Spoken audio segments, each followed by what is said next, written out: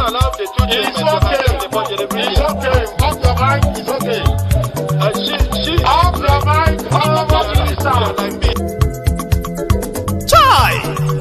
Now wow, people wey suppose talk truth to power don't off mic. And if we talk, now 500,000 they go summer us, call them hate speech. But fear not, my ego don't come. Ingo torchlight every corner, nooks and cranny of all these bad people where they spoil our country.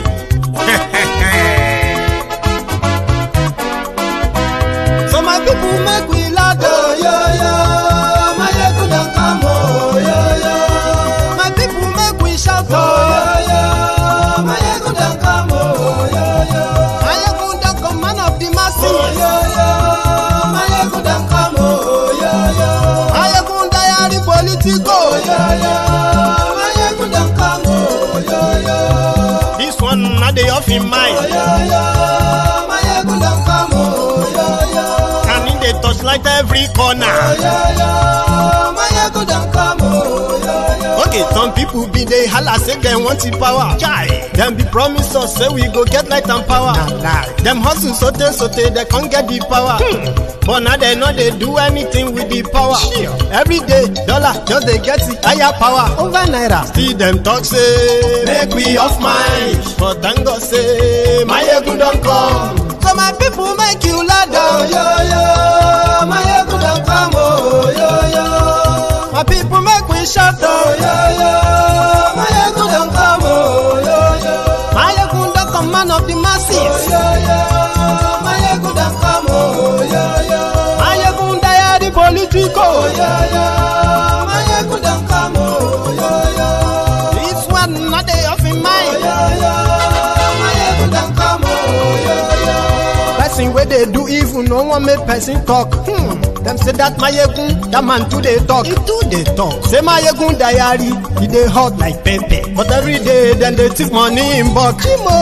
Woman picking, they the street they hawk. Still them talk say make we no talk, but thank God say my ego don't come. So my people make you laugh, my ego don't come,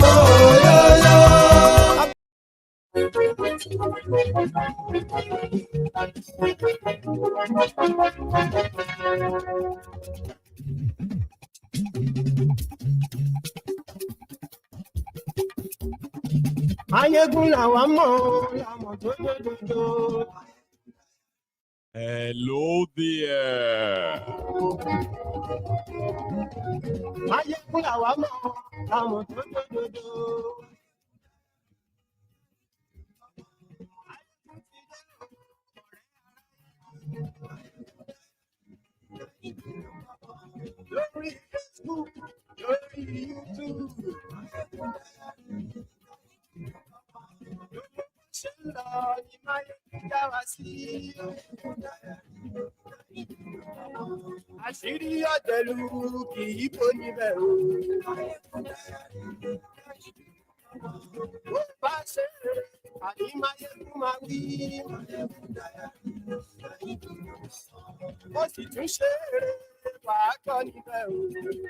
Good morning to you.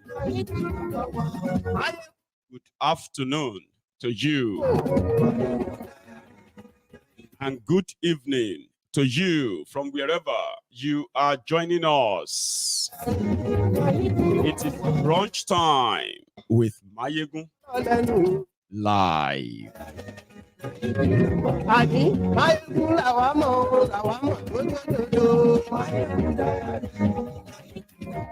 Thank you so much for joining me this afternoon. Because we are currently in noon, yeah, right?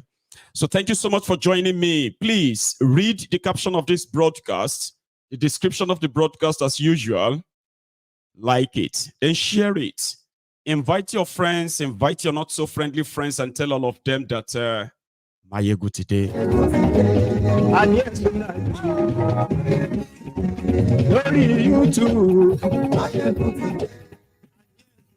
It is day 10 something you can call the grand finale of the days of rage.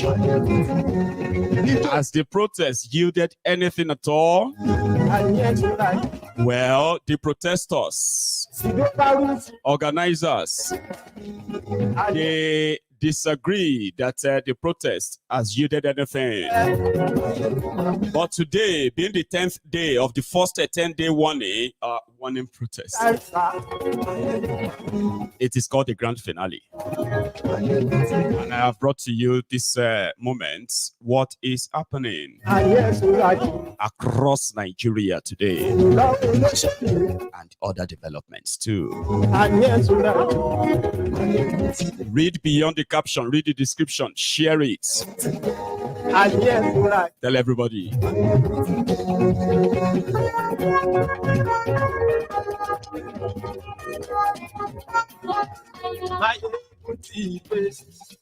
What today?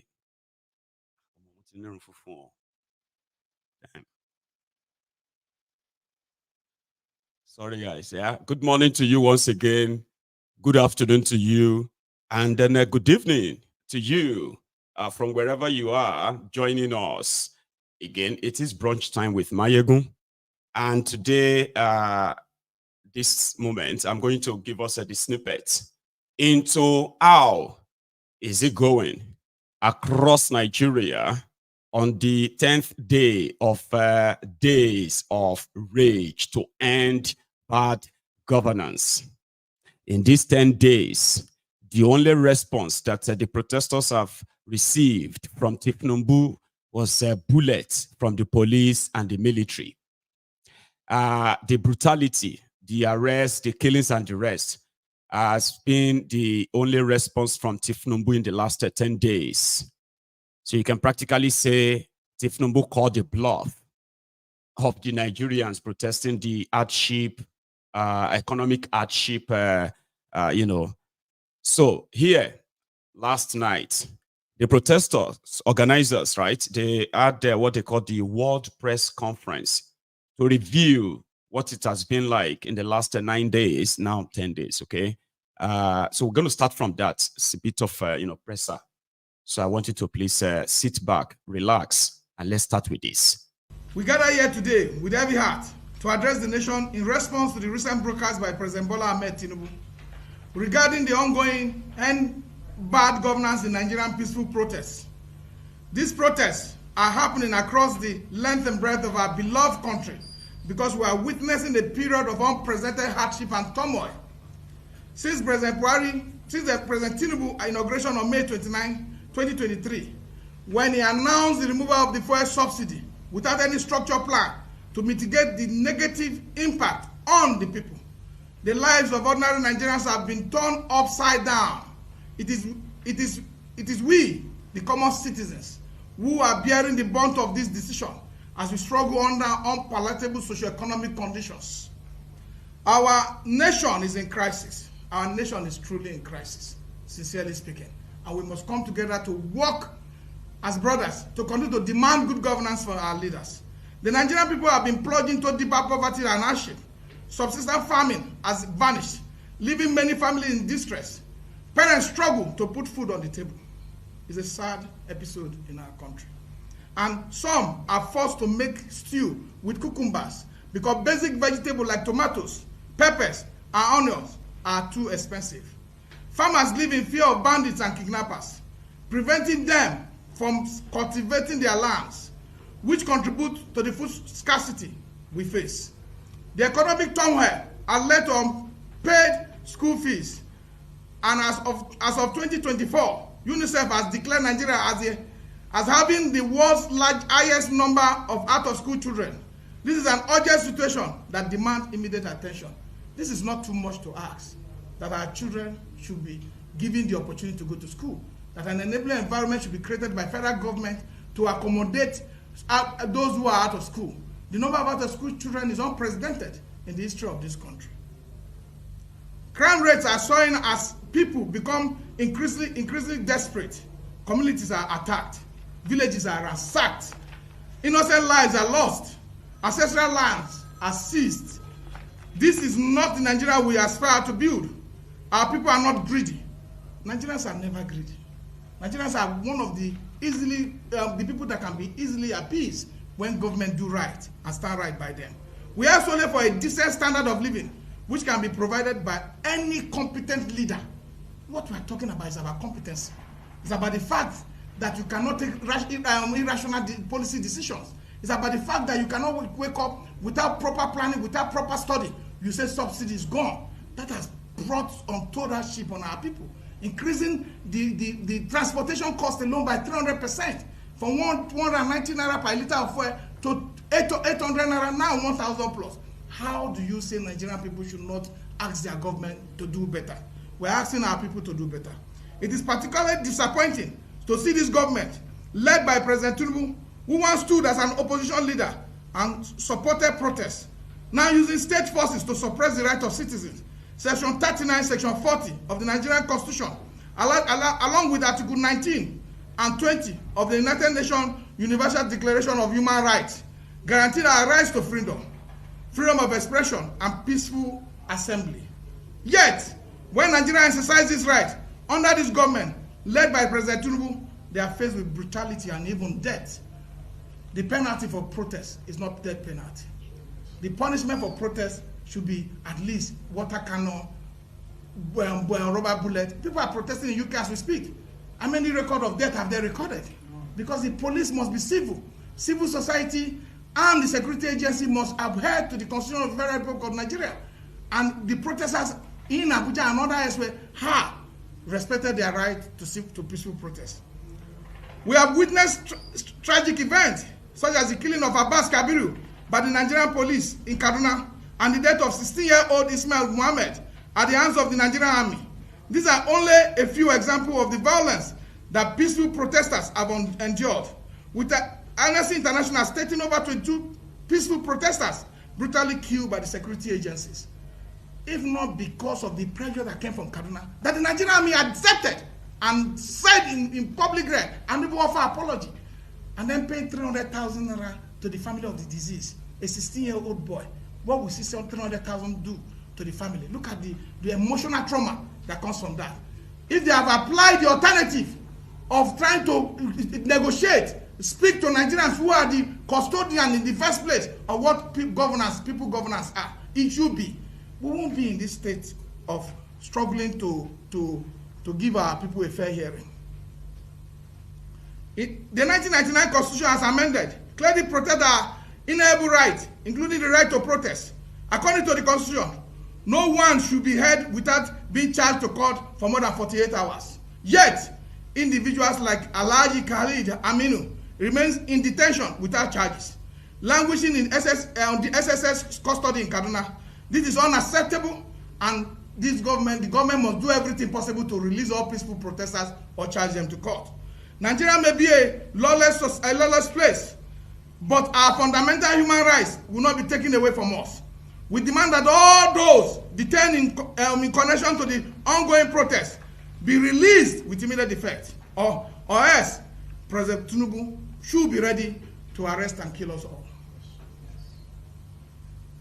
The demand of Nigerians who have gathered peacefully since August 1st, 2024 must be heard. We seek relief from the economic hardship inflicted upon us by the irrational policy of President Thiefnubu-led government. The use of live ammunition against peaceful protesters is intolerable and must end immediately.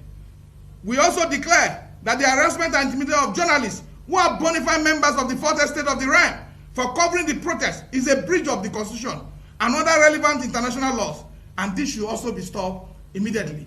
We saw journalists being harassed. We saw journalists from AIT who were shot at the airport, who had serious injury on their leg, broke their leg.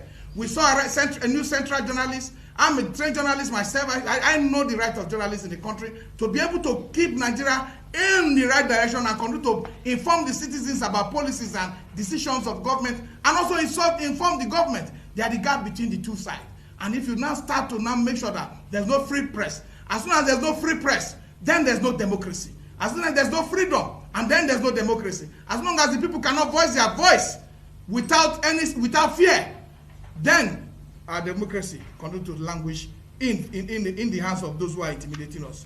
Our protests are not staged for criminals, To those who see our peaceful protest as a means to put their criminal activities to practice, you are not part of our cause. Our cause is good governance. Our cause, we demand that government must be responsible. Our cause, we demand that government must cut the excessive spending on themselves and ignoring the Nigerian masses. Our cause is that public schools must work for public good. Our cause is that public resources must be used for the development of this country. Our cause is that our refinery must work so that we stop importing and spending dollars that we don't have.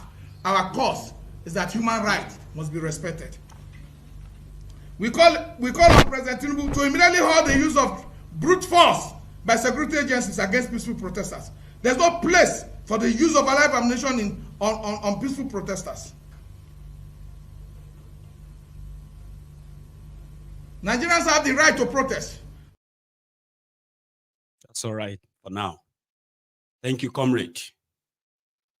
Because, you know, there are so many narratives out there trying to criminalize the peaceful protest and delegitimize their demands. But it is not going away. Yeah, maybe it is, you know, Nigerians who are claiming to be angry, are scared to stand up for themselves. They have given these criminals the leverage to continue to ignore the legitimate demands. So that's part of their presser, the press conference, to say, listen, we know he's never probably going to yield and you would have to do more than this. But pending that time, their demands are legit. They want a refinery that works. They want you to cut down the cost of governance, right? Get refineries that work. Even Dangote Refinery is facing so much attacks from the same supposed government of the country. It's ironical, isn't it? So their demands are very easy. The children, they have the right to education. And if it is not being given, yeah, the children, the school children can be, or the school-age children can be on the streets, millions of them.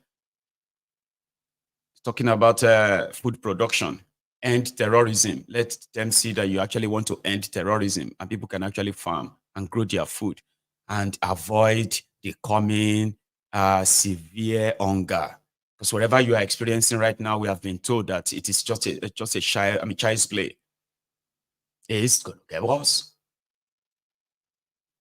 And it is not because you are not prayerful enough. It is not because you are a sinner.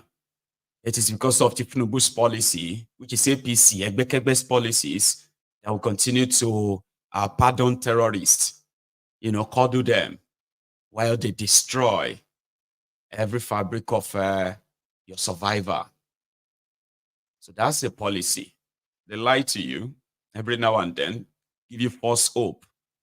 So every day, the thing degenerates more and claims its victims. So these demands are legit. Reverse this policy that you probably never had any plan for just because you wanted to sound that big, but you are a fraud.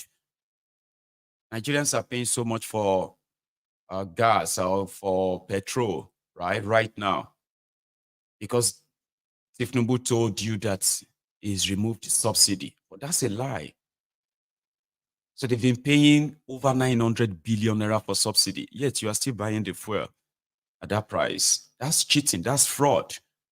The money goes into the private pocket of all these criminals. It doesn't go to the pocket of Nigeria so that they can say, okay, all this, you know, every price you are paying, this high cost of living, right? The money still come back to us where we can now use it to cushion your effect. It turned to Father Christmas. He's giving money to governors to go and share. He lied to you that he's sending you rice. About what the heck, man? So people are more people are now in IDP camps. Those people were supposed to be on the streets. That's something I don't understand. I appreciated in northern Nigeria where you see all those people on the street, they are the real affected people. And that's why they will keep coming out. I'm waiting to give you the coverage from all over Nigeria comprehensively later this evening. But I've got some snippets.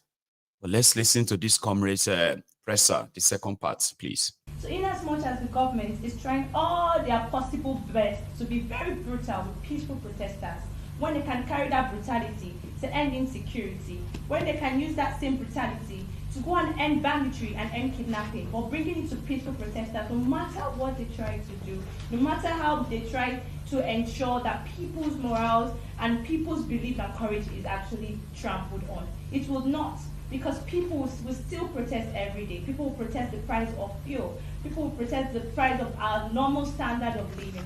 People will protest the price of food items. Everything is inflated, and all the citizens of the country are asking for is sort it out, fix it. And rather than fix it, you start to throw tear gas, shooting live bullets at peaceful protesters. Where is that done anywhere in the world? Insane. Where is that done? Because there is nowhere in the world that even if you want to even put people in a courtroom, they'll tell you that your sin or your crime is actually punishable by death. There's no crime in peaceful protest, and there's nowhere in the world that they'll tell you that if having a peaceful protest, you have to be punished by death. This was the Nigerian flag that was used in peaceful protest, and it was hit thousands of times with tear gas. And these people don't even respect the flag. They don't respect the Nigerian citizens. And the Nigerian citizens are coming out to us now. These are our demands. All we want you to do is end hunger. Like everything is actually going down in the country, all because of a very, very wrong statement that was made. How is it so difficult for you to fix it? And rather than fixing it, you want to start picking up peaceful protesters, or you want to start ensuring that people feel inconsequential in the country of their own. That is very wrong. The peaceful protesters are not going to stop protesting. Every day of our lives we protest. We will continue to protest the prices of food items. We'll continue to protest the standard of living in Nigeria until it is fixed. Our demands are clear. Fix it. These are the probing questions that we have failed to address.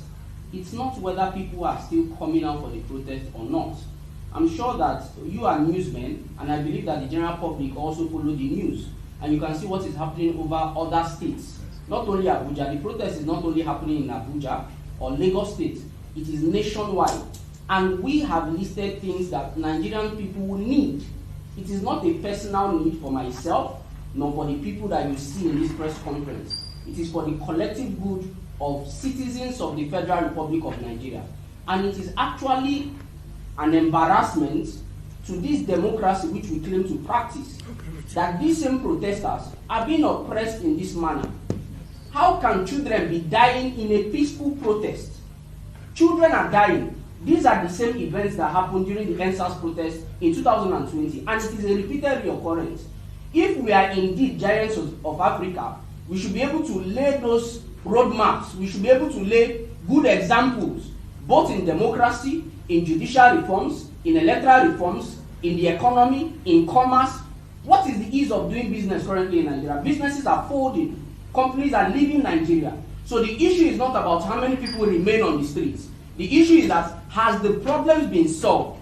And it is unfortunate that President Bola Ahmed Tinubu, who addressed the nation, could not address any of the things that these people have been on the streets protesting for. Not one was addressed. Not one.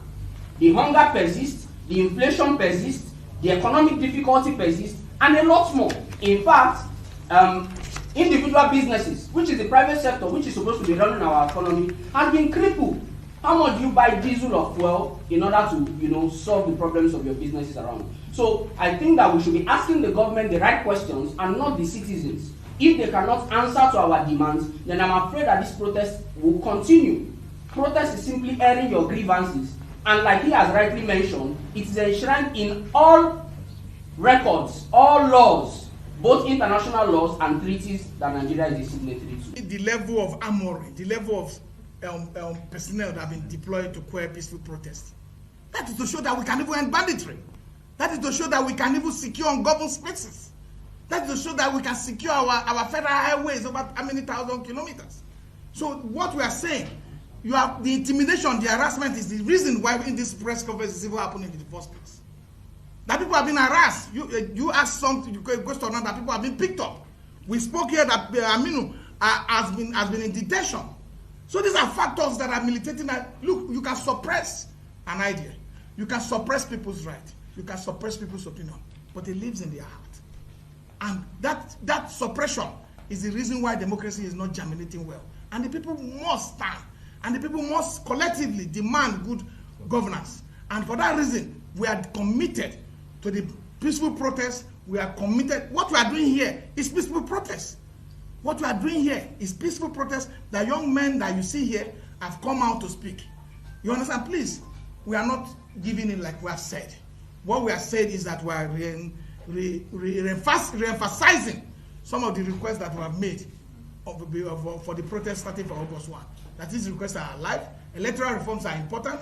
Without proper electoral environment, without proper elections being conducted that will represent true wishes and aspirations of our people, without a reform that will protect that one man, one vote, without a reform that will say that from the ECA must be scanned directly through the beavers to the IRED, without such reforms and without proper electoral environment, we will elect leaders that will not be beholden to the people, that will not respond to the people. Leaders will elect themselves. So these are demand every citizens, every government will adhere to.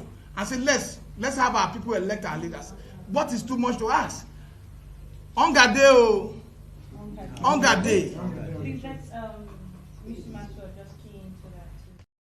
So I think we would have to wait for the real hungry people to stage their own revolution. Because as it stands, yeah, the protest continues, right? However, it's obvious that a protest won't force the hand of Thiefnubu. Even though they have managed to enrich some certain people simply because they want to give an impression that whatever economic hardship you are facing, maybe it's just about hunger. And when you keep shouting, hunger deal, then they will keep offering rice and money as well, right? But that's the oppressor. This morning, from Abuja to Ibadan, to Akure, to Abeokuta, then Lagos, and a few other places like that, early this morning, I've kind of compiled a few of them, and I'm going to share them with you. So let's start with this. What are we saying? We are hungry. What are we saying? We are hungry. We are hungry. We are hungry. What are we saying? We are hungry.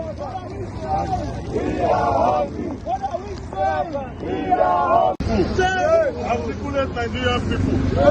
Today is August 10, 2024. Earlier we declared the 10 days of rage to end bad governance in Nigeria. However, it is now open to everyone that President Tinubu is not ready to listen to the demands of Nigerians. Neither does he want to accede to these demands. Now, today is the final day of the 10 days of rage. However, while we are leaving, we'll be leaving the street today. We are promising the Nigerian government and President Tinubu that we are coming back until or unless he accedes to our demand. We will come back to the street, and this time we will be more than this. Yes. This time we'll be declaring a 10 million people march across Nigeria. Yes. Across the state of Nigeria and the headquarters. Greatest Nigeria people, are you hungry or not? We are hungry. Are you hungry or not? We are hungry. What are we saying? We are hungry. What are we saying? We are hungry. Munaji Yunwa. Munaji Yunwa. Munaji Yunwa. Munaji Yunwa. Munaji Yunwa. Munaji Yunwa. What are we saying? We are hungry. What are we saying? Fight for our right.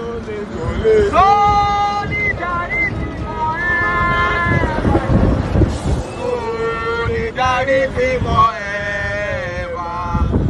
So ever we shall always fight for our rights. Solidarity forever. Solidarity forever. Solidarity forever. We shall always fight for our rights. Ó sì dáríjì fún ọmọ tó bá dalẹ̀.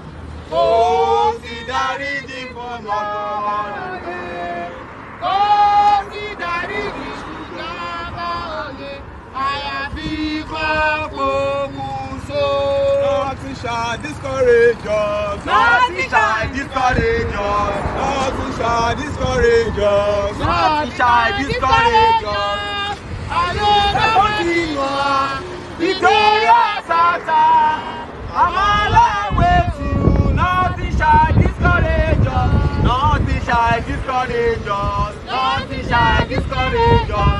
Nothing shall discourage us. Nothing shall discourage us. Àlùkò continua, victorious after. I'm all with you. Nothing shall discourage us. Àlùkò continua, àlùkò, àlùkò continua, àlùkò, àlùkò, gbogbo, àlùkò, àlùkò continua, Victoria, Victoria.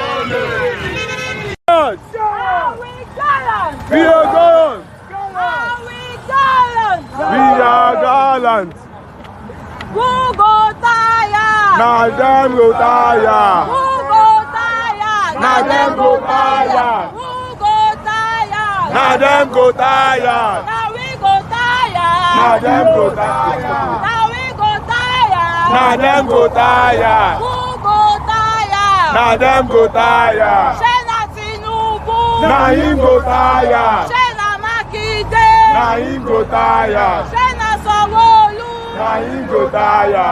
Who go tire? Now him go tire. Who go tire? Now him go tire. Who go tire? Now them go tire. Who go tire? Now them go tire. Who go tire? Now them go tire. Now you go tire. Now them go tire. Now you go tire. Now them go tire. Shena Thiefnubu. Now him go tire. Shena Makinde. Now him go tire. Abi na Akpabio. Now him go tire.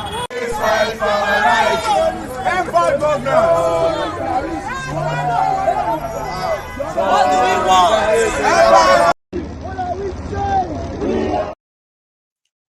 Remember what I said, that this was just early this morning, all right?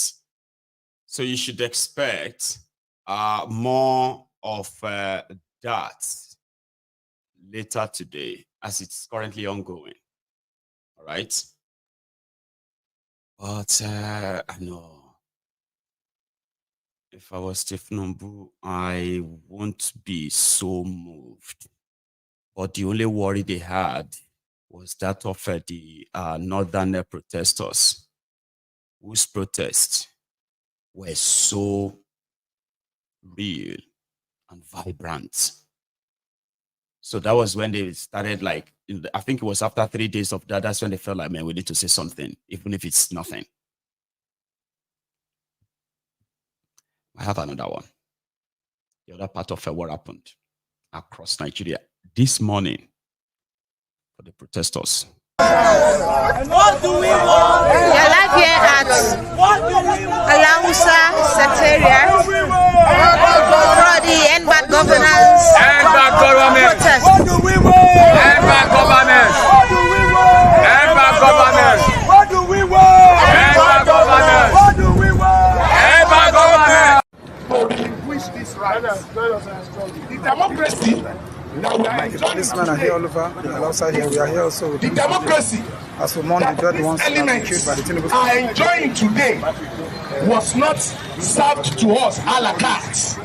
It was fought for on the streets of Kaduna, the streets of Kano, the streets of Calabar, the streets of Akure, the streets of Ibadan, the streets of Lagos. So the democracy itself is a product of our collective heroic struggles.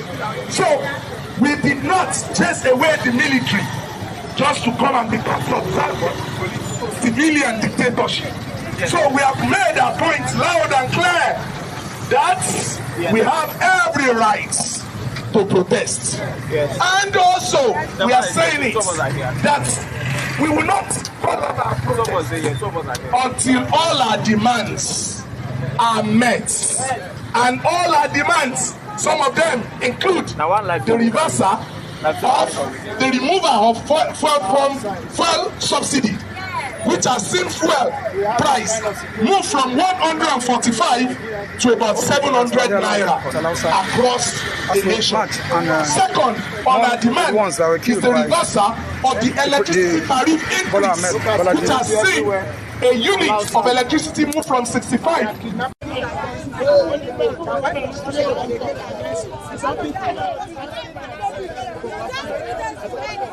So when I come around 7 o'clock, I found that different cars, boys were drinking, they carried a chassis, they were drinking everywhere, smoking. So they now asked us to join them. We said, no, we have not seen their face before. We are waiting for our team. We know the people, we have seen our face. That let's wait for people we always protest together to come. Before I know, they start beating me, they were beating me and hit me, look at my face. They hit me and hand over me to police. Police keep me inside police van. Till now, when these boys, they come out, they now protest towards them. They have seen the riot, they start throwing tear gas. Yes. Before they free me to go, they tell me to go and never come back again.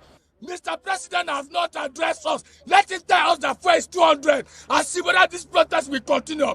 We will not stop this protest. We will not stop it. We are hungry. A hungry man is an angry man. Mr. President, we have respect you enough. We are all from Nigerians. We are not from Niger. We are not from America here. We are from Nigerians. Please, Mr. President, we are asking you, bring down this fuel. Take back the fuel subsidy. We have tried a lot. We are hungry. Our children are hungry. We can't feed anymore, Mr. President. I saw some boys that never stopped. And immediately I got and they said I should come over this way if I'm part of the protesters. I looked at them and I was like, no. I crossed over to the other side where I saw the police vans parked. And on getting to the other side, I saw 2 men, I was just talking to them. And next thing, 3 men crossed over to me and they asked me, am I with the protesters? I said yes. Immediately they started slapping me and beating me. And one was trying to open my door. The other 2 were dragging my phone. They wanted my phone. I was like, what's happened there? And we had a clash. We started arguing and fighting. And these policemen that were there, vans were parked there, they were all folding their hands and watching. Immediately, some civil defense officers that were there, but the ones that were not trying to like shout. Then the police people came and said I'm arrested for protesting. I am not comfortable myself, my boss. I am not comfortable at all because I don't understand how the states will have one commissioner and will have different orders flying around. The commissioner cannot call these other boys to order because they will say there's an order from above. So what order from above? You need to shoot at the peaceful protesters, because the boys that came with guns. I saw it in my own eyes. They came with guns, knives, daggers, and the rest. We can't be having a peaceful protest. As at yesterday, the Commissioner of Police of Rivers State said we can gather at Pleasure Park and Abali Park, right? It was in the news. So we don't know, we are not aware. We are not aware of those boys who came there as early as 6 a.m. to harass people who are not holding guns, who are not holding sticks, to harass them, collect their phones. Not Cameroonians, we are not Kenyans, we are citizens of this country. We've come with our demands for you to do something, and till now you're not doing. This is day 6 peacefully, and today we don't know where they send them from. Some of them are claiming it's order from above. Some of them are saying it's power from above. We don't want to know. Please, Mr. President, call them to... That's also from there. Yeah, violence seems to have won, unfortunately. So from what I have heard, yeah, they are protesting today, but some of their supposed organizers are now saying, oh, they are going to have to return later, since Thiefnubu didn't listen to them. Here is the concluding part of that clips from the streets.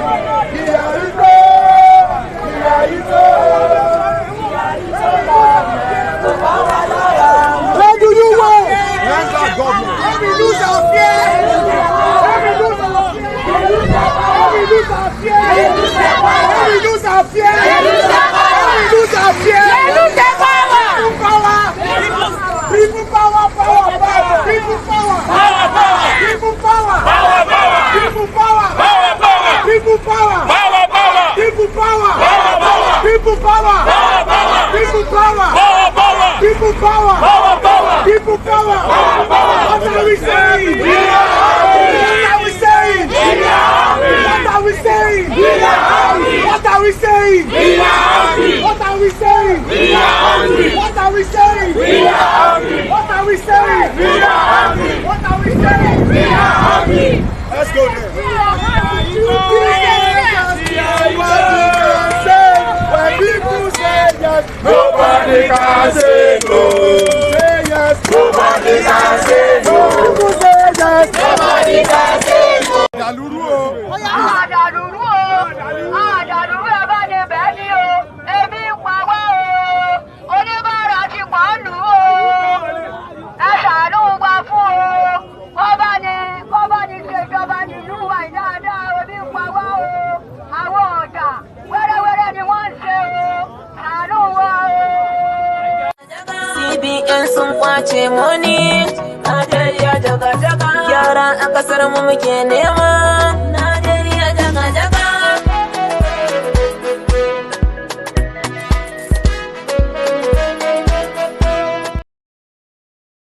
I added the last part because I kind of like that music. Somebody remixed the Nigeria Jaga Jaga for them there, right? And then I mixed it with one of the protest videos from Zamfara, I think. So the people that told us then that this protest will not yield anything, they are probably watching right now and they will say, we told you so. They had the momentum and they let it slide again. So it's not compared to anything. It can't be compared with anything NSAS anymore. It's unfortunate, right? And then it's pretty much like maybe the hunger in Nigeria is exaggerated, don't you think? I know I'm just kind of trying to create some, what do you call, scenario around it and be like, okay, maybe the hunger in Nigeria is exaggerated. Because majority of those who always scream, we are hungry, the divided Nigeria continue to work in the favor of your oppressors. So yeah, some group of people called the Patriots took themselves, led by Emeka Anyaoku. You know Emeka Anyaoku, the former Commonwealth, was he president or something? Yeah, Emeka Anyaoku led a delegation to go and meet with Thiefnubu on fixing this divided contraption by calling for a national constitutional conference. I'm going to take it to the assholerock now, quickly. Nigeria needs a new legitimate Nigeria People's Democratic Constitution. That the present constitution is illegitimate and cannot deal effectively with the myriad challenges facing this country. In other words, that our present governance system needs to be restructured. Nigeria is a pluralistic country. That is a country of different peoples with different languages, different cultures, and different religions. Experience throughout the world has shown that the pluralistic countries that have survived as united political entities are those that addressed the basic challenge of pluralism, that is, their diversity, through truly federal constitutions, and that those pluralistic countries that persisted in their non-truly federal constitutions ended up disintegrating. And that's what is going to happen to Nigeria. You see, it is a divided place. That it seems that all the efforts to try to bring the ruiners of the place to their senses, let everybody govern themselves.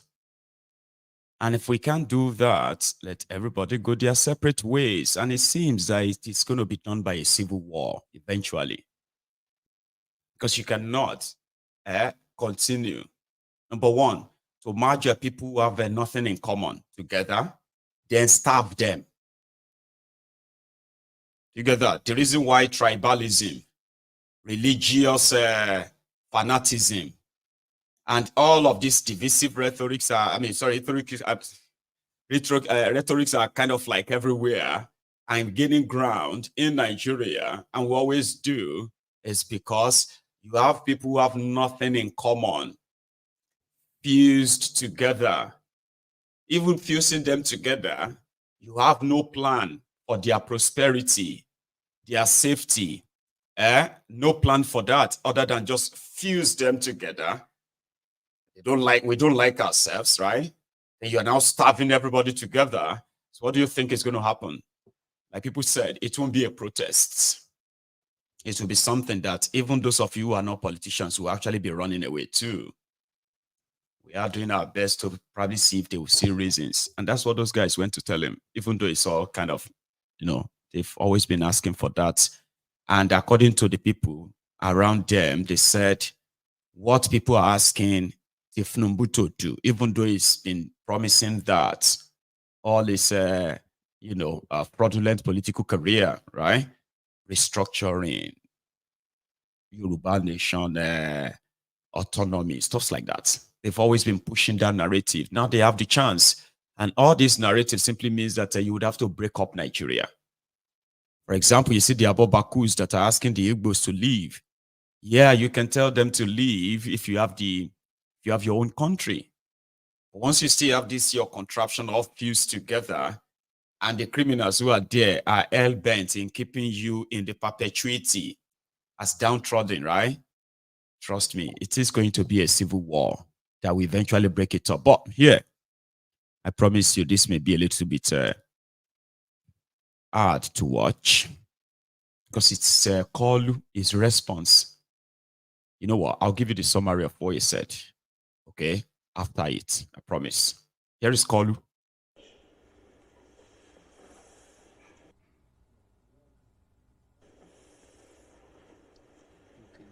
The Vice President,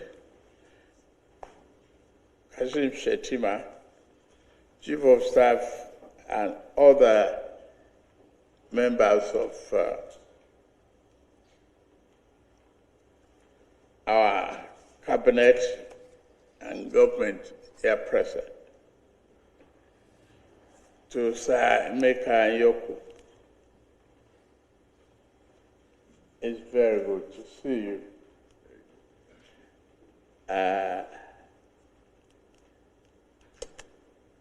I'm very happy that you are here. And to other leaders of Patriots, thank you for being there as a great citizens of our country. Very concerned.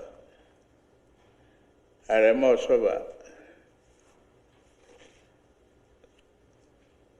it's good to find you here again. To our leaders,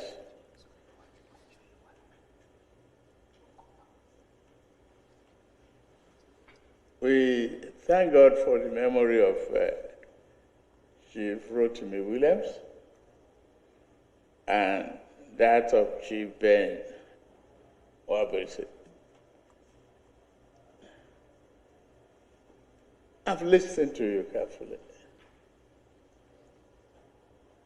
And this is not a group that you ignore.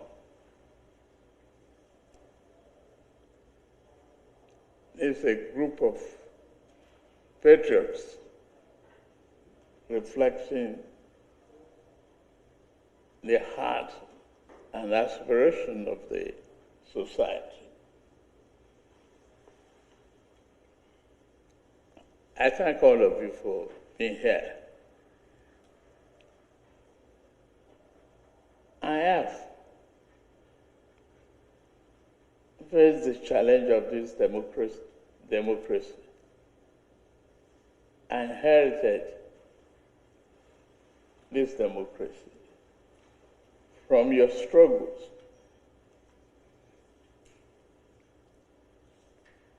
I must recognize the fact that it is most required for good governance, a democracy. We have no other choice. And I believe that. I believe also that it's very difficult to manage.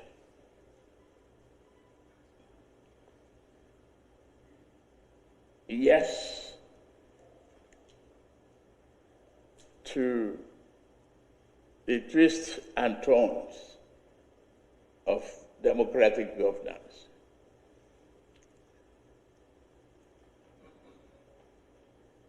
I want to assure all of you, as I listen to you, the two major reforms that you requested: path to referendum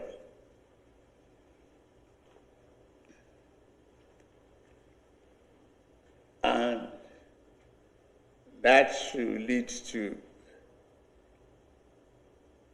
constitutional measures that will fit our diversity and governance, so we avoid conflicts and breakups. Yes, I'm from the school that will advocate for unity of this country, and I believe in it. I definitely want to assure you that whatever is necessary, I'll put happiness and good governance in the heart of all Nigerians. It's what I will do. I've listened to the past cries of constitutional reform. Yes, I've heard your examples and a thoughtful presentation on this subject. Avoidance of chaos is necessary to build this country.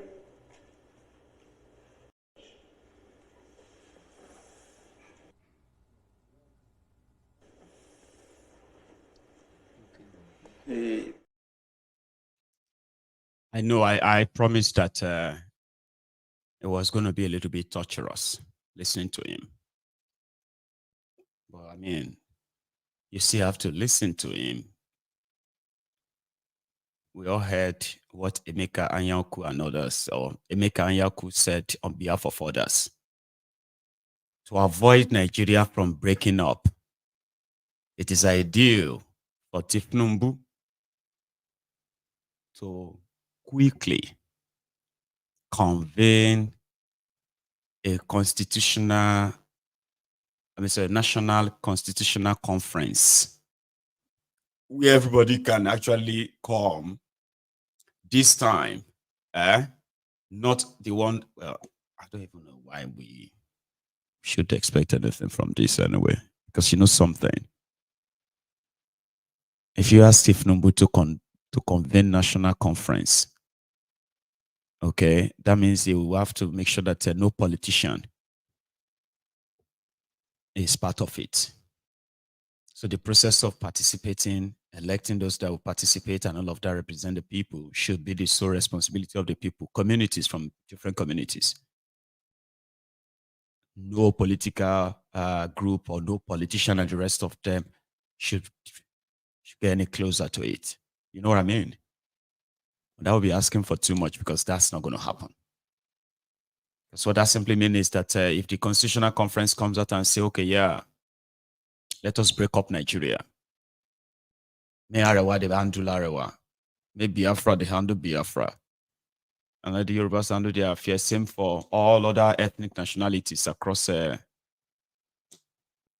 place. And there is no more precedent of this or that controlling anybody anymore.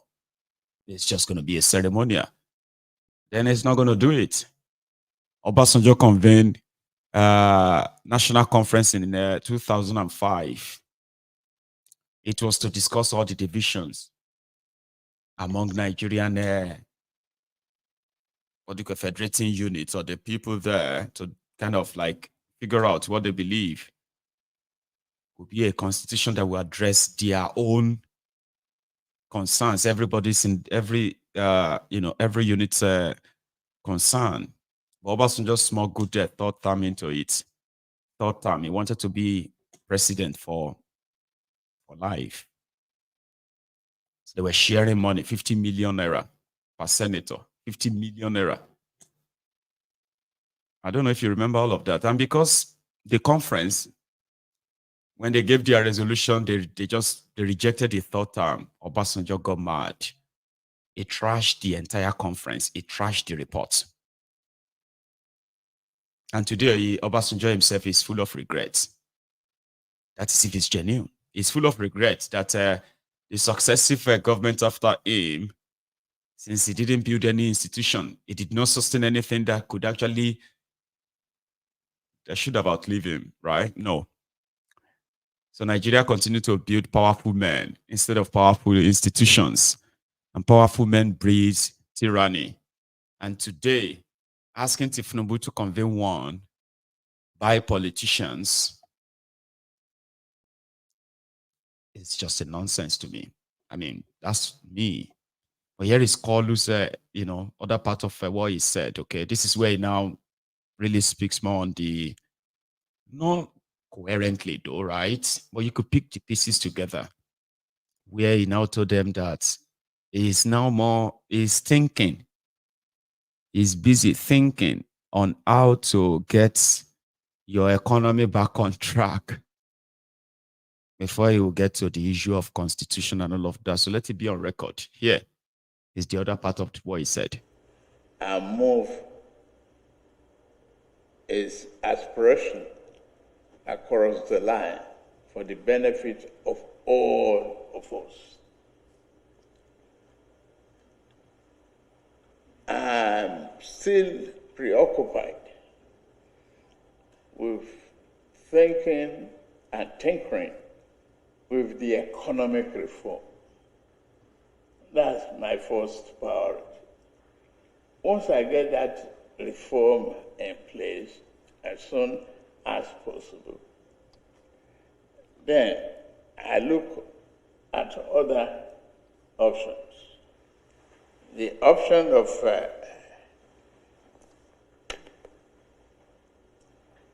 constitutional review, as recommended by you, and other options of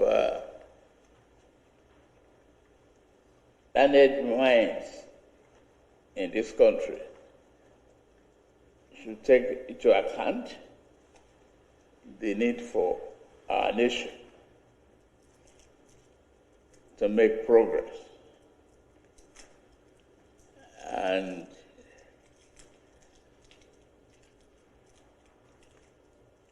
I've seen many people that had been in the trenches with me.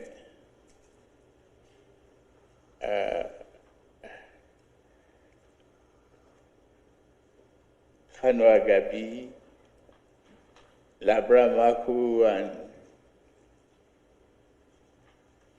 and many of you here who be able to say you know me, and you by Emeka Anyaoku, one way or the other,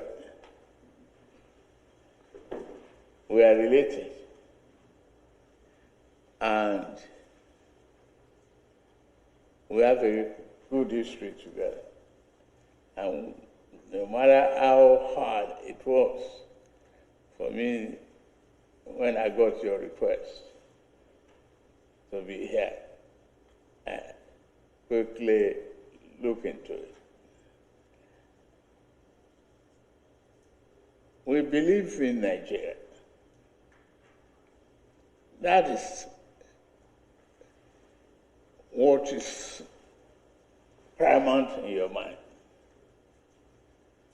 But how will it be governed constitutionally, legitimately,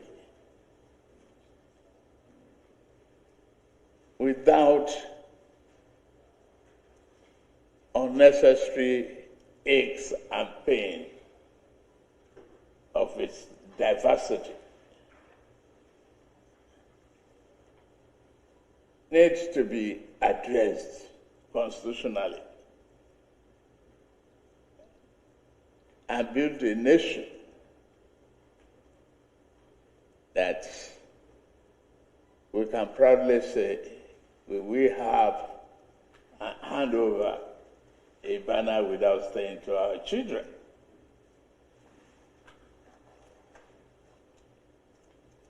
I work on that. I may have to summon you again.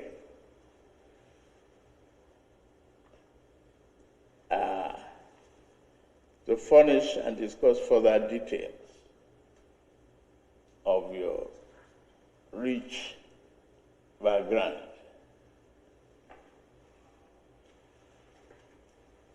As you present this to me, just believe that it is before these personalities. It is here to be reviewed, digested, and taken seriously. I want to say thank you very much for coming. I commit myself to the foresight and the belief that you want a stable Nigeria, a prosperous country, Nigeria. When I born, you never seen this kind of abuse before. Turubu, I must abuse you. Turubu, number one, Oguokiyapa. Turubu number two, Oguokiyama. Turubu number three, Oguokiya your children. Turubu number four, Ogugo bury all your family. Turubu is a goat to you. A goat to you. Turubu is a goat to you. And Wausa. I don't read social media anymore. They abuse the hell out of me.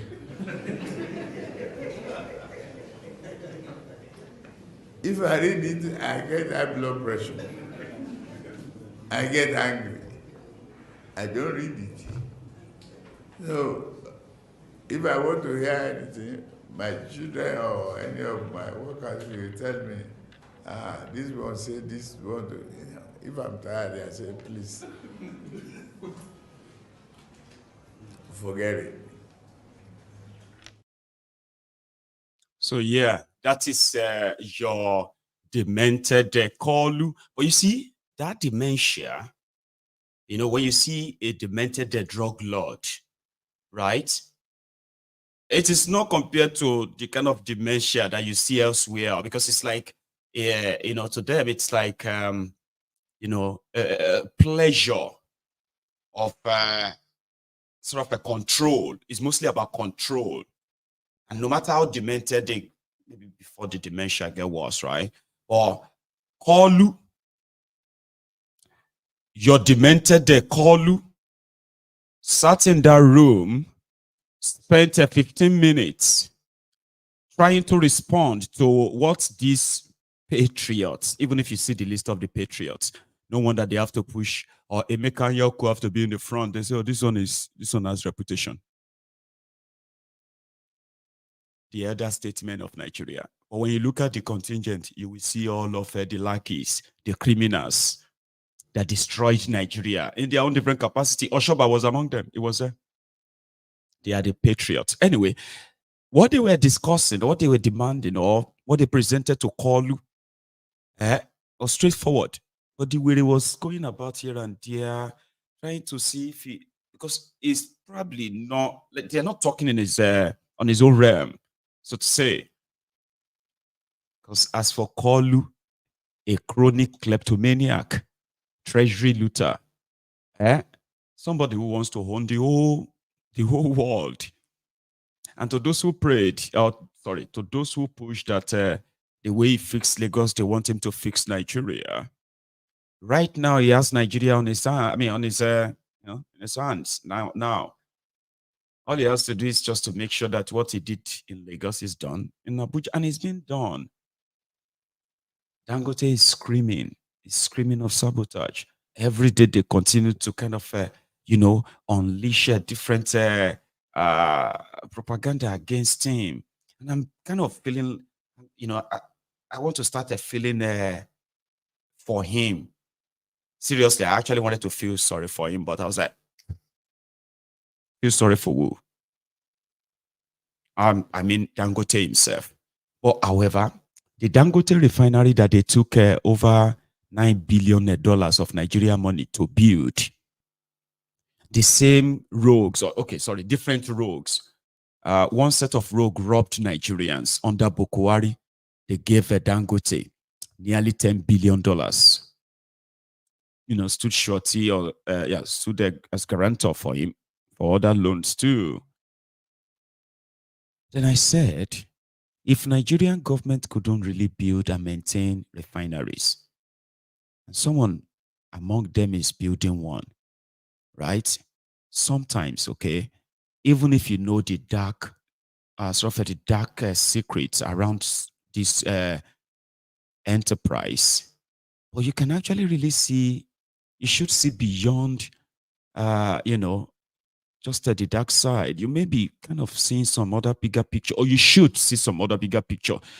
Listen, the problem of Nigeria economically that got escalated by the Bokwari's government, right?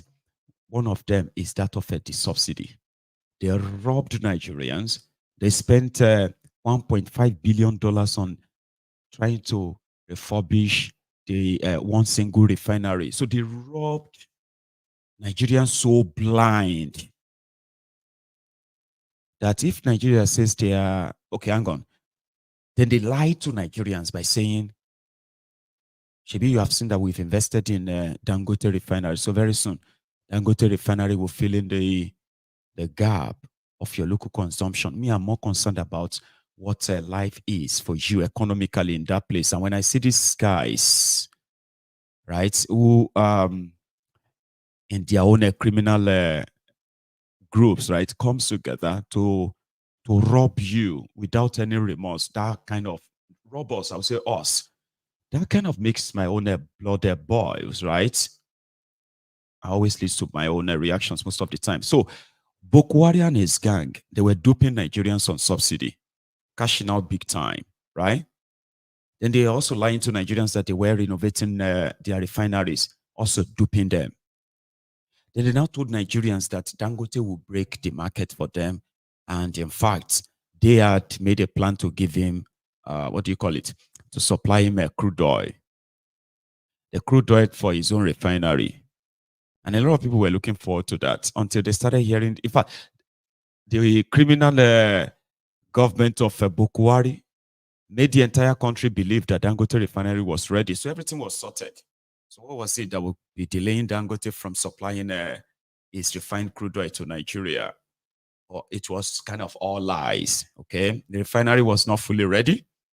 But people like us have had the first-hand information that it wasn't ready. But not being ready doesn't mean that part of it is not ready. To those who have now explained better to us that refineries are built in phases, okay? So when it is fully completed, you can now say, okay, this is the full capacity. But before full capacity, there's still a fraction of production that can still be done. Now that that is explained, that means Dangote is the only one who has a working refinery in Nigeria that has the capacity to refine 45,000 to 50,000 barrels of crude oil, okay? Now, 45,000 to 50,000 barrels of crude oil every day would ordinarily, right, give Nigerian markets more than 15 million barrels of crude oil a month. 15 million liters of petrol, and then even probably equivalent of the same diesel.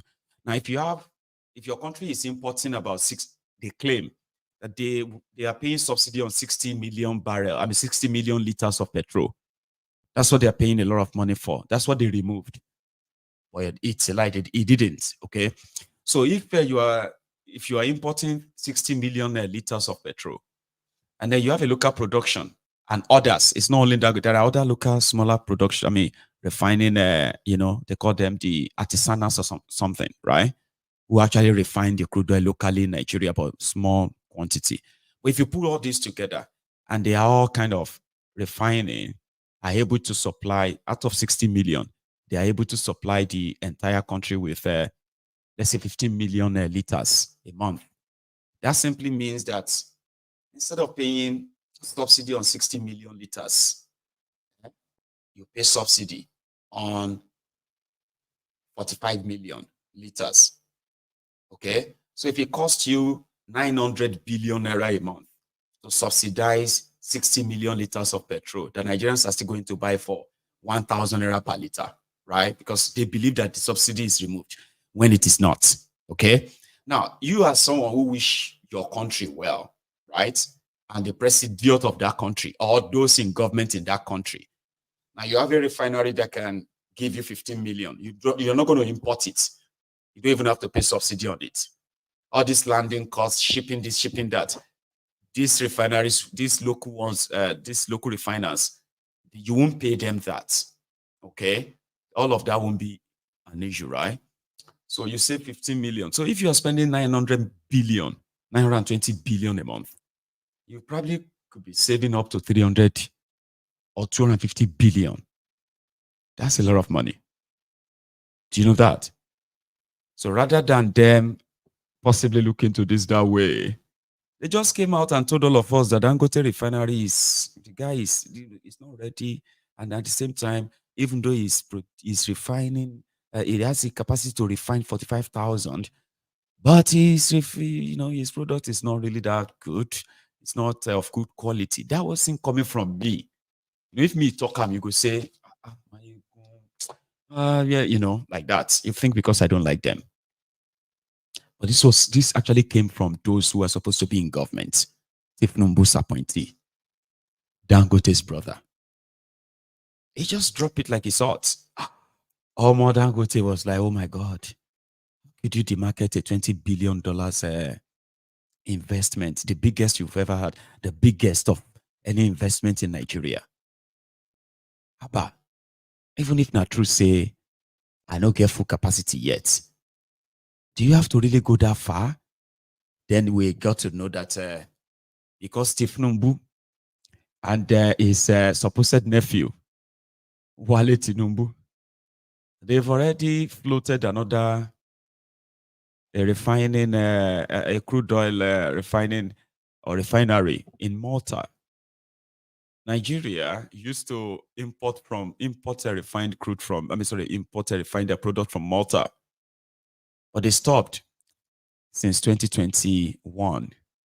So between 2021, between 2018 to 2021, the total money paid by Nigeria to this refinery in Malta to supply Nigeria with refined products, a total for 3 years was put at under $300 million. Because there was actually a year that Nigeria only spent about $54 million. Then between May 2023 and May 2024, under Thiefnubu, Nigeria has imported over $2.1 billion worth of refined crude from Malta, from the refinery linked to Thiefnubu. Over $2 billion in a year. Now you get to know why. Dangote is a coward, okay? I mean, look at Elon Musk. You may not even like some of his utterances and all of that, right? But come on, you are a billionaire. You have economy of, you're supposed to have the economy of about 2 or 4, even up to 5 African countries combined as an individual. You are supposed to be, a force, but he's just a quota system billionaire. He had no guts to call out a Thiefnubu that stop all this pretense, all of these things that, stop it. No, he just kept saying some cabal, some people, some this, some that. Here is what Obasanjo had to say about that, though. Yeah. I'm coming back. We're still talking about Thiefnubu and his gang, who had, he never really loved Nigeria, but you offered him Nigeria now. Okay, he bought Nigeria now, and a lot of you are still wondering why he's not listening to you. You see those who are asking him to go and do constitutional conference, they are trying to make him return back to Lagos. Because by the end of any constitutional conference, when everybody says, let us go our separate ways. So he would have to leave Abuja and stop being president. He will go back to Lagos or Iragbiji, wherever he chooses to. So he won't do that now that he's consolidating all he did in Lagos. Every business that he is interested in or his associates are interested in, they will take them. It is called aggressive takeover. So maybe Dangote, the billionaire, will grow some balls at some point. I'm coming back. Here is what Obasanjo had to say about this refinery of a thing. You talk about the refinery in your opening remark. I went, when I was president, I went and called Shell. I said, Shell, look, come and help us. Run the refinery. Take part. You can take 10%, you can take 20%, but come on. They say no. I say, okay, all right. If you don't want to take equity, come and run it for me. They say no.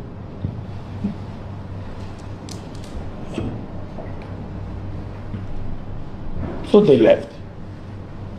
I then called their head one-on-one. I said, look, sit down with me.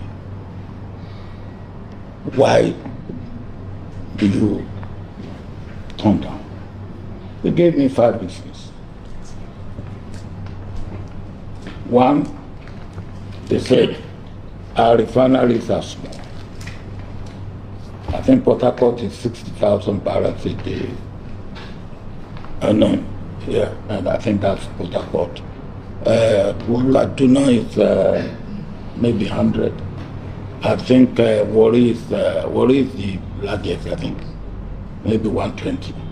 And they said to me then that, look, refinery is about 250,000 barrels a day. So our refineries are too small. 2, they said, look, even we run our refineries as a service, but we make sure that we do not run it at a loss. But we make substantial part of our profit in the upstream. So, the refinery, if you run it well, you will break even and make a small profit. But if you don't run it well, you will run it at a loss. 3, they say our refinery, the way we have managed it, the way we have serviced it, is not the way that refinery should be serviced. So they don't want to get involved in that. 4, they said to me, the corruption along the refinery, they did not want to get involved in it. When they told me all that, I was completely numb. And then some Nigerians got together. They paid 750 million. I said, God has sent this one. My successor said, he turned it back. I ran to him and I said, look, you know this is not right. He said, well, NNPC said they can do it. I said, NNPC cannot do it. NNPC, I think you are investigating $1.5 billion that NNPC has spent on refineries since then, and the refineries will not work. But I told my successor that the refineries, from what I have heard and know, will not work. And when you want to sell it, you will not get anybody to buy it for $200 million as scrap. And that is the situation we are in now. So why do we do this type of thing to ourselves? PC knew that they cannot, but they knew that they can eat and carry on with the corruption that was going on in NNPC. And when people were there they put pressure. In a civilized society, those people should be in jail. Why do we do this to ourselves? And that is NNPC. Take anything. National Shipping Line, the story of it. Nigeria Airways, the story of it. Why do we do this to ourselves?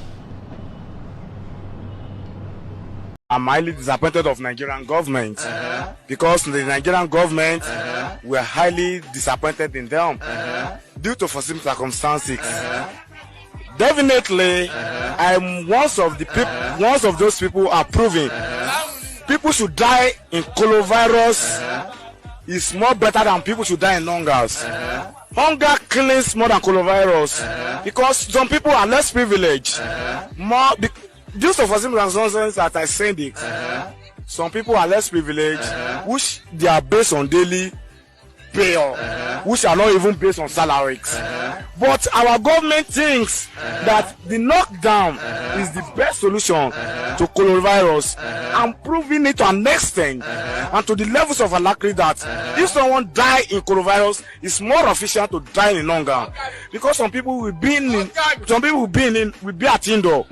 There's no way to make. You don't have to understand. That's exactly what I wanted to prove out there. You do not have to understand or try to understand why do criminals running Nigeria, why are they doing this to themselves? You see that Obasanjo,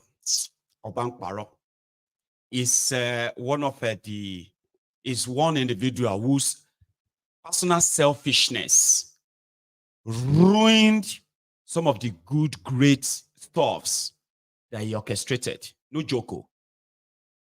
It was this guy who succeeded in establishing what was called the Niger Dock back then. Nigeria was building ship. Yeah, Nigeria used to build ship. And whenever ships across some of these African countries, whenever they had issue, they bring them to Nigeria for servicing. That guy established, Nigerian, Nigeria Airways. For selfishness, greed, same thing. That they have a name for it. There's a name for it. I mean, that just disappeared in my head right now, but don't worry. He had all the chance. In 1979, all because of his, whatever it is, this level of his own selfishness or self-centeredness or short-sightedness, short-sightedness, he decided to go for Shagari, the man that didn't win election. Yeah, but it was backed by the military boys, led by him, Obasanjo. And all that gains, the military gains under them, right? It didn't take long before the likes of Shagari launched everything back into the abyss. They forced Bukuari to come out and end the first democratically elected government in Nigeria history. That was the first time that somebody was elected as president of Nigeria, rigged as president of Nigeria. Shagari. Corruption took another stage, hunger, economic destruction. Then Bukuari came, overthrew him. Obasanjo's error. In 2027, in 2007 rather. No, we are not 2000. We are not in 2027 yet. In 2007, because Obasanjo couldn't get his third term, he decided to throw the entire Nigerians under the bus by picking a terminally ill individual who wasn't interested in anything Nigeria presidency. Obasanjo went and dragged Yaradua, a terminally sick person, and ensured that there was election, at least for this, what do you call this thing again? Fourth Republic. Fourth Republic, maybe fifth. I don't know. Anyway, since this year democracy started, right? The worst election, Ebe Gubadia. That was the INEC chairman then. He's dead now, I think. Ebe Gubadia. Obasanjo ensured that the result for Yaradua to become the next president, person will not prepare, person will not get any plan, person will not have anything. He was a casino governor. He was one of their worst. The only legacy he had was that he wasn't corrupt. Something they said, like when I say it wasn't corrupt, it means that it wasn't that lavish, but he allowed corrupt people to run things. That Katsina State was one of the poorest states, one of the underdeveloped states in Nigeria. I know some of them will say, no, have you been to Shambenu Shisong? That's where you have one of the out-of-school, the highest number of out-of-school children, right? The man wanted to go back to Katsina State University to continue as a lecturer. After spending 8 years as governor, Obasanjo dragged him. Can't go drag another one. We say that one don't even get clue about anything national. It was choosing. In fact, it was nominated by his wife. It was Patience Jonathan that was supposed to be the deputy governor of Bayelsa State. But Mama Peshe decided to choose her lecturer husband, Jonathan, to be the deputy governor. Alamesia, a thief, got caught, got impeached. Egbere Jonathan was preparing to be governor of Bayelsa State. His posters were everywhere. The deputy governor that became substantive governor, now he wants to contest as governor. Obasanjo dragged him and paired these two together and gave them to Nigeria. Because he was so mad that he couldn't get his third term. When Yaradua came in, all of the Obasanjo's investment on power, Yaradua said he wanted to probe it, so he stopped it. Obasanjo was building 11 independent power stations across Nigeria to tackle this power problem. Yaradua stopped it. For 3 straight years, they stopped the entire project because they are probing it. The rumor was that Obasanjo spent $16 billion on that power. So on those power plants. And Yaradua, will be saying Obasanjo bring more. Somebody that has the handover note of Obasanjo that the exact money Obasanjo spent on those 11 power plants was actually $1.7 billion. And they were built. The budget plan was to spend $16 billion. The project was just like about 25% completed. Yaradua stopped them for 3 years until he died. That was Obasanjo's choice for Nigeria, vision for the future. He left 4 working refineries. Kudos to him, because the military didn't actually destroy everything as they normally postulate. As bad as the military was, as bad as worse as they were, Port Refinery was working when they handed over to Obasanjo. Not at full capacity, don't get me wrong. But there were workers inside the Port refineries who were actually really refining product that they were selling in Nigeria, supplying the Warri Refinery was working. Yeah, Obasanjo said Obasanjo actually spent about over $2 billion. And true to it, when Obasanjo was leaving, Nigeria was only importing just about 30 to 40% of their local consumption. The rest, locally sourced, which was the reason why subsidy that you are hearing today, it wasn't that popular. Then Yaradua came, put a stop to all of those, started a probe, got sick, and then he gave amnesty to Niger Delta terrorists. And then that, they believed that, the people didn't know that Yaradua did not give Niger Delta terrorists amnesty because he loves peace. No. The Niger Delta terrorists were like almost every day. They've reduced the oil production of Nigeria drastically. Nigeria was losing money so much that giving a party, a tiny bit of that money to the Niger Delta to make them stop, it's not that bad a sacrifice. And that's what he did. Let's give them amnesty. Let's give them money. Let's be giving them money every month. Please don't blow the pipelines again. Please don't kidnap the expatriate again. Please, we'll give you money. You don't have to do anything.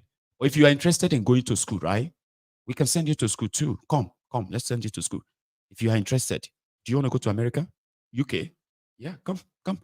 Just promise that you won't touch the pipelines anymore, okay? Nigeria is losing money. It wasn't because he loved them, no? Then when he died, Igbere Jonathan became the president.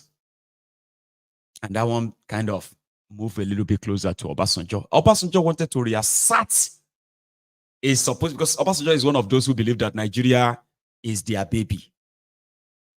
Sure, you get? It is their baby.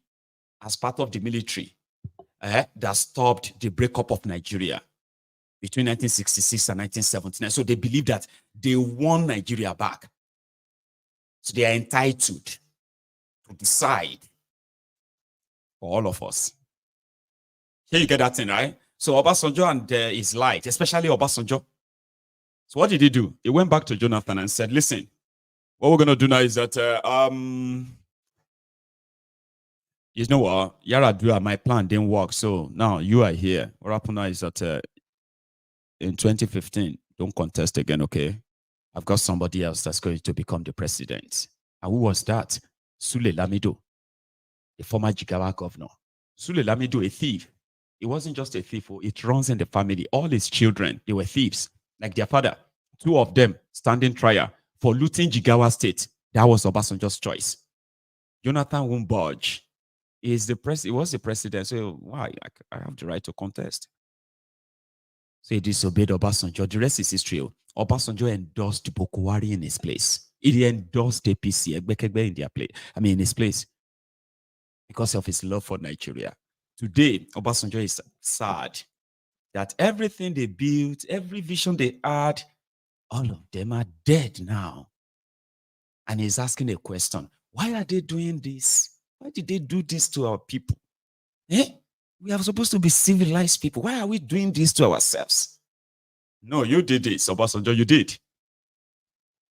And here is Ozekome, who is asking Thiefnubu to send a letter to the National Assembly, a bill to the National Assembly so that they can do a constitutional review and, restructure Nigeria.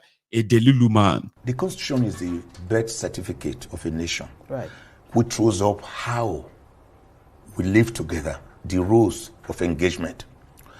Countries that are pluralistic and obeyed their plural nature in their constitutions with a referendum, for example, like Switzerland, like Sweden, like India, you see them living very well together because they realize their differences, that they are not one people, but they have been able to live in, we call it a unity in diversity.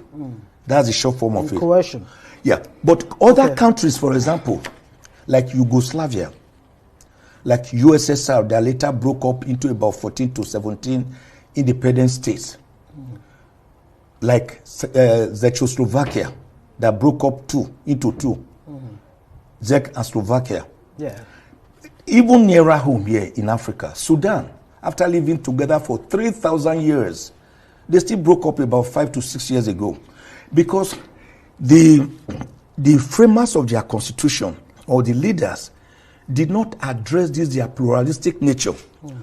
That was why, I think I said it here some time ago or some elsewhere, when Tafawa Balewa, Ahmadu Bello and Zik were having a conversation in the 40s, Zik told Balewa,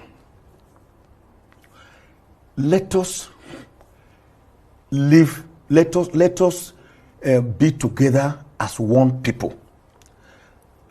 Let us take our differences together as one people. Right. The answer that Ahmadu Bello gave to him was, no, we can't be one people. We are different. You are an Igbo man, an Easterner, and a Christian. I'm a Northerner, a Fulani, and a Muslim. It is in realizing these are differences and agreeing upon them that we can now live together. Okay, great. Now let's come to the... Not forcing one on the other. Because of the want of time, let's look at this Constituent Assembly that you talk about. There is a National Assembly in place right now. Yes. Exactly what, I mean, what do you do with the National Assembly that is there right now? That's a very good question. That has been the fear hitherto of the National Assembly. The National Assembly should not be afraid, though too behemoth and unnecessarily too wasteful. 109 senators, 360 members of the House of Representatives, each of them having special advisors who have special assistants, who have personal assistants, who have personal aides. You find one position carrying up to 20-50 accretions. Now, they should not be afraid, because we are saying Mr. President should introduce a president's executive bill to the National Assembly, which is already in place anyway, because the Nigerian Constitution, under which we are presently operating, is actually, whether they like to hear it or not, an illegitimate constitution, because it was a mere schedule attached to Decree number 24 of 1999. So we are saying, National Assembly, Mr. President, introduce an executive bill to the National Assembly. National Assembly, you make a law, an act of parliament, setting up a National Constituent Assembly. The Constitution is...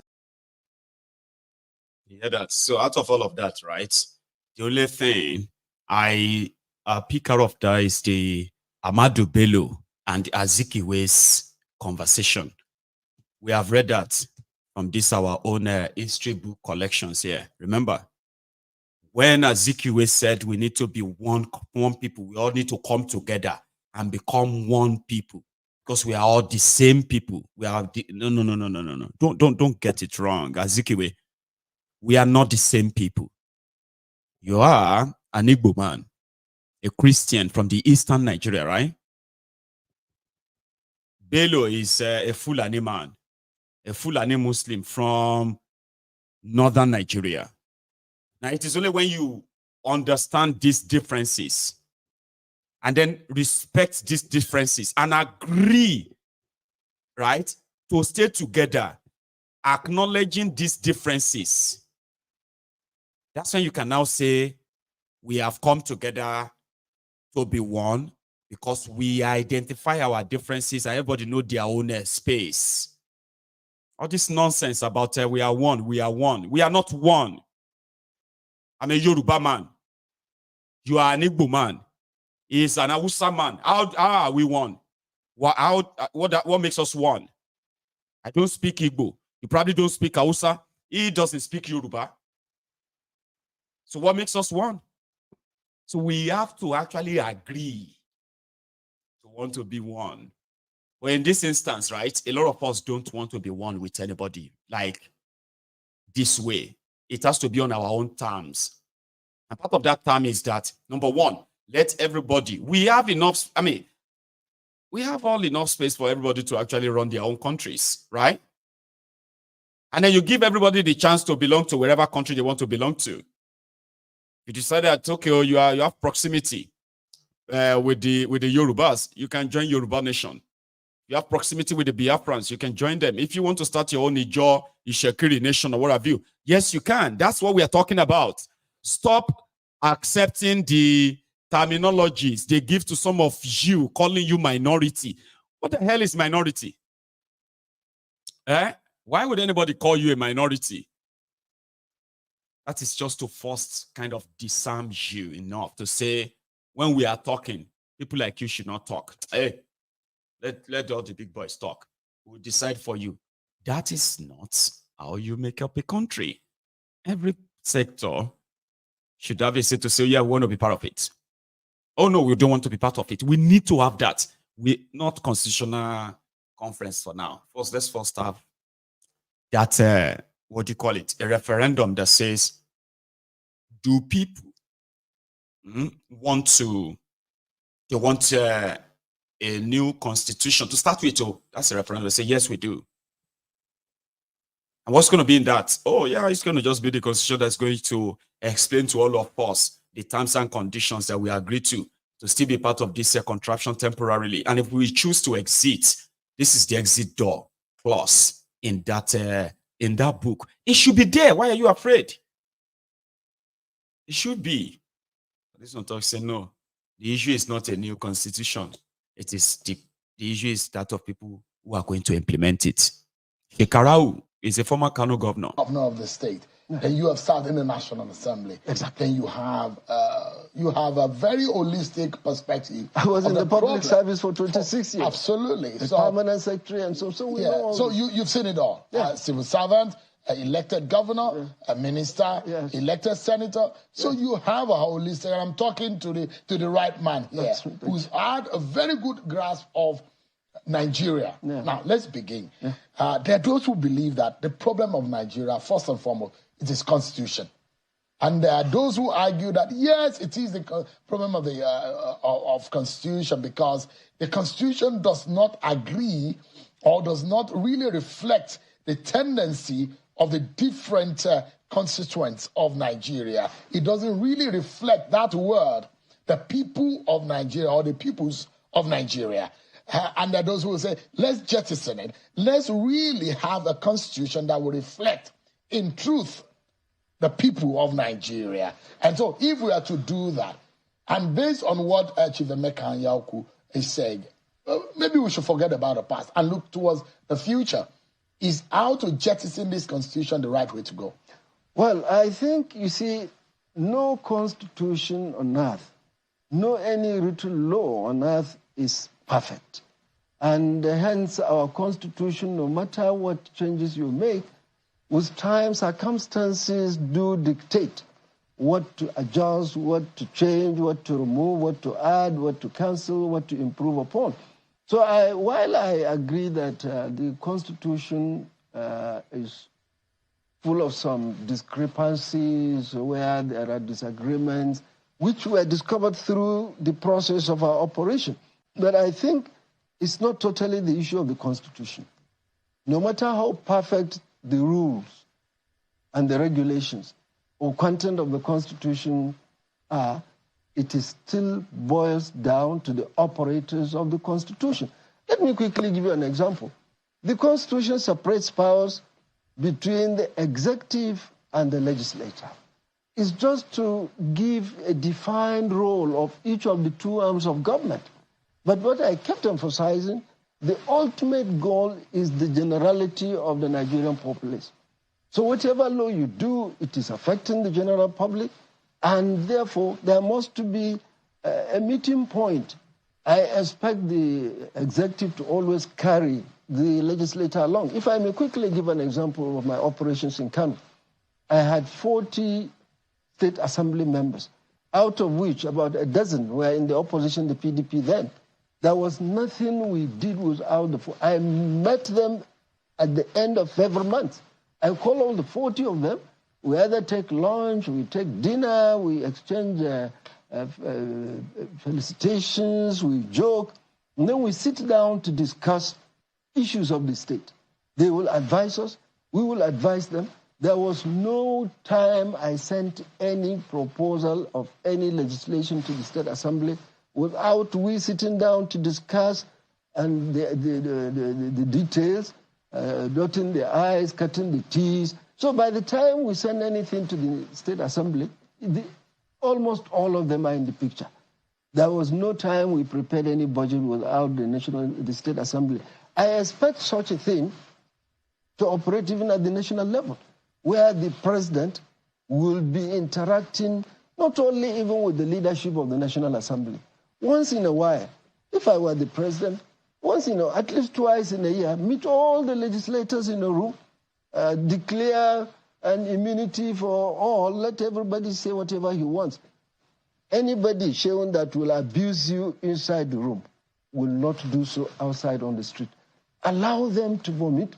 Let the opposition be there. Let there be discussion with the members. And it should be regular. Regular. In fact, I was doing it months. We will work with you to build a Nigeria that is not corrupt.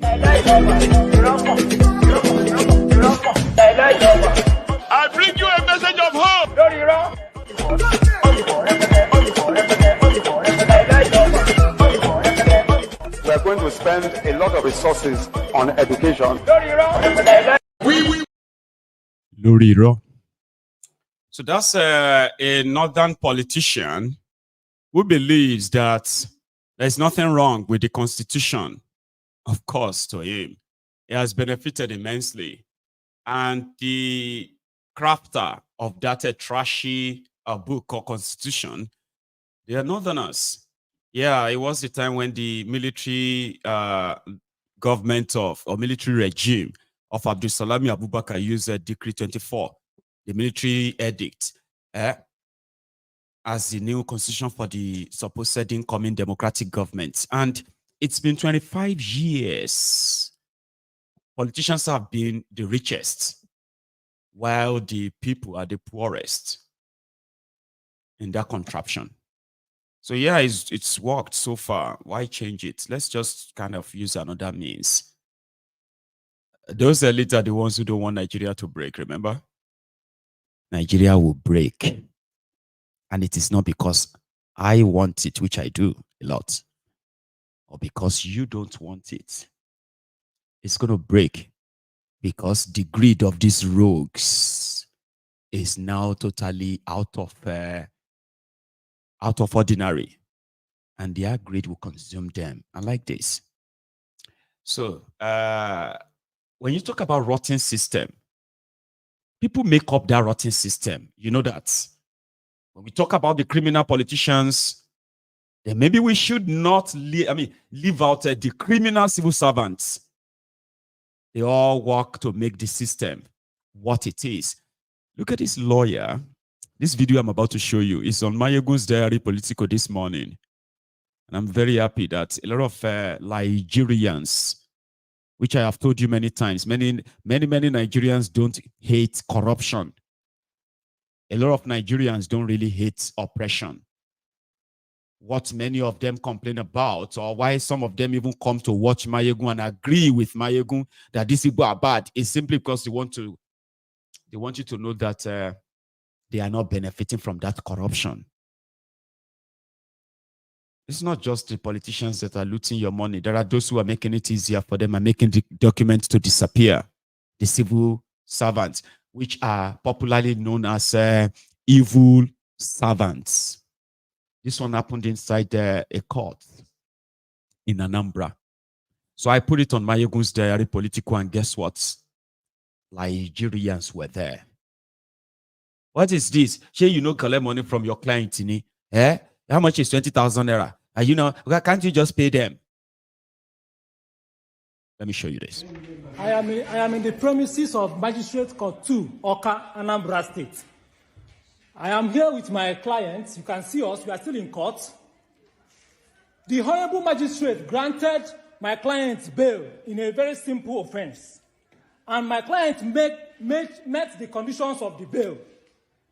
But the clerk of court that I must give her 20,000 naira before she will take the records, the surety bond, to the magistrate to sign. The clerk of the court also insulted me and called me names. This is the person that went to the magistrate for him to sign the document and return back, and said that the magistrate said that he must bring 20,000 naira. Whether we like it or not, if there is no justice for the common man in the judiciary, there will not be justice anywhere. When somebody is granted bail, bail is free in the police station, in court. Nobody has rights to demand for any money before bail bond will be perfected. I promise you, by Tuesday morning, I will return the money, 20,000 naira. Cash, I will return it. If I don't return it, don't come to me again as a lawyer. I am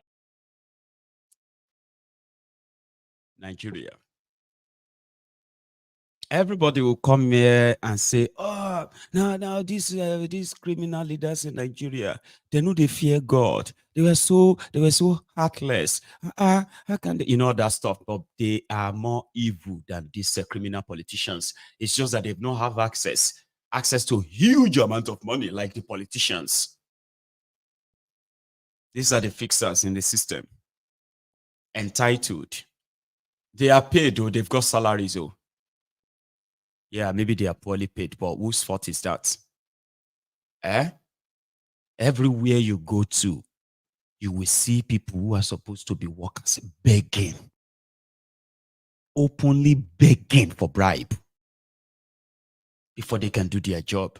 Oh, so, excuse me, man. They said I should bring this file to you.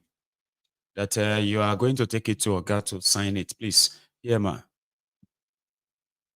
What file? It's my file of. Okay, that's fine. Go and sit down. Say, why did you throw it away? They said I should give it to you that you will help us. You will help me take it in for them to sign. See, I'm busy, Jojo. Please, please. Am I your slave? Am I your slave? You are coming here. Yeah. Go and help me sign it. As if to say I'm your slave. My friend, go and sit down. I'll take it when I want to take it. Now, lie, they're asking for money. That's why. Now, from that place, that same room, they will be telling you that, Oga, give her something. Give her something. She will take it for you. Give her something. Is that not why she's being paid? Is that not why she's working here? Why do I have to bribe her before she could do her job? You are still speaking grammar, Abi. Okay, you go there here for like you go there here for weeks, so I don't go and tell it to your document, so you better go do normal. Then you'll be forced to say, Auntie, sorry, ma, can you please give me back that my form? Like, I put the camera on my face. Auntie, can you please give me back that my form? Take. Like that. Then you have to go and put the bribe in your form and bring it back. And then with a smile, hello, ma, Auntie. I don't do normal. I don't do normal. A day inside, Auntie, please, Thank you, sir. Then she will now smile. So you know that one before, And you didn't. You are here. You are talking as if to say, now you employ me. So what's the form? Oh, okay. Driver license renewal. Oh, I see. Okay, that's fine. Please go and sit down. Okay, I'll go and I'll take it inside for you now. They will help you sign it. Okay. Because you have bribed them before they will do their job, and it's so normalized that they don't even see it as they are doing anything wrong. They'll tell you, that's what they do here. When you know that you all have this, you know what I mean? They normalized it. And if that is happening in a court, where the court clerk, the court messenger, and the rest of them, they said that they will just be pressing their, go make video, waiting to happen. You know, before, if you demand bribe and somebody is making video, you just don't cover my face. They know they send. It is a den of criminals. That's why we say Nigeria is a crime scene. I'm not ashamed. They say, go and post it. I will post your face. I will post you on social media. The whole world will know that you people are corrupt. Say, go and post it. Go and post it. Say, what do you think will happen? If you post it, think what's going to happen? Obviously, maybe nothing will happen. Just maybe. They spent 22-point-something billion naira to take people to Olympics. Baba, ordinary stainless cup, they don't win. Right? And I think this is their Minister of Sports speaking on that.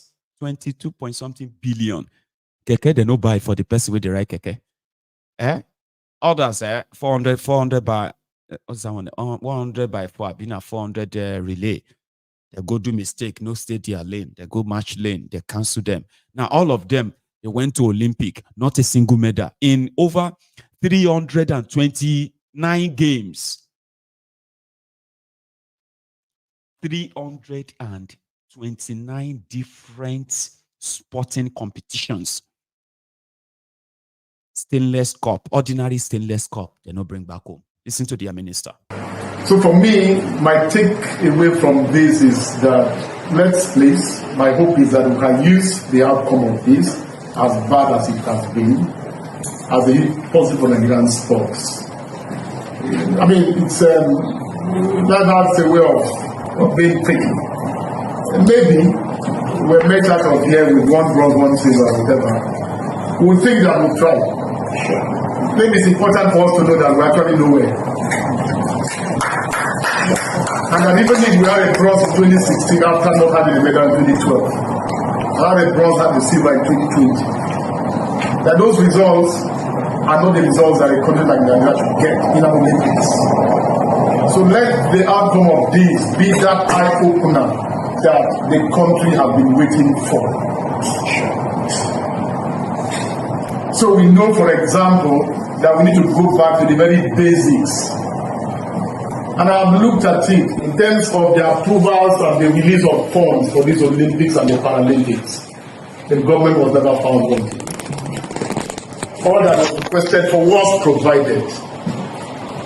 In terms of what the ministry was supposed to do, either in terms of local camping, foreign camping, in terms of whatever, and I've taken a study and found out most of the things that are always a problem, Olympics after Olympics. And I think that what we tried to do was to make sure that we close all the gaps. It is in terms of paying of athletes, they were paid in advance.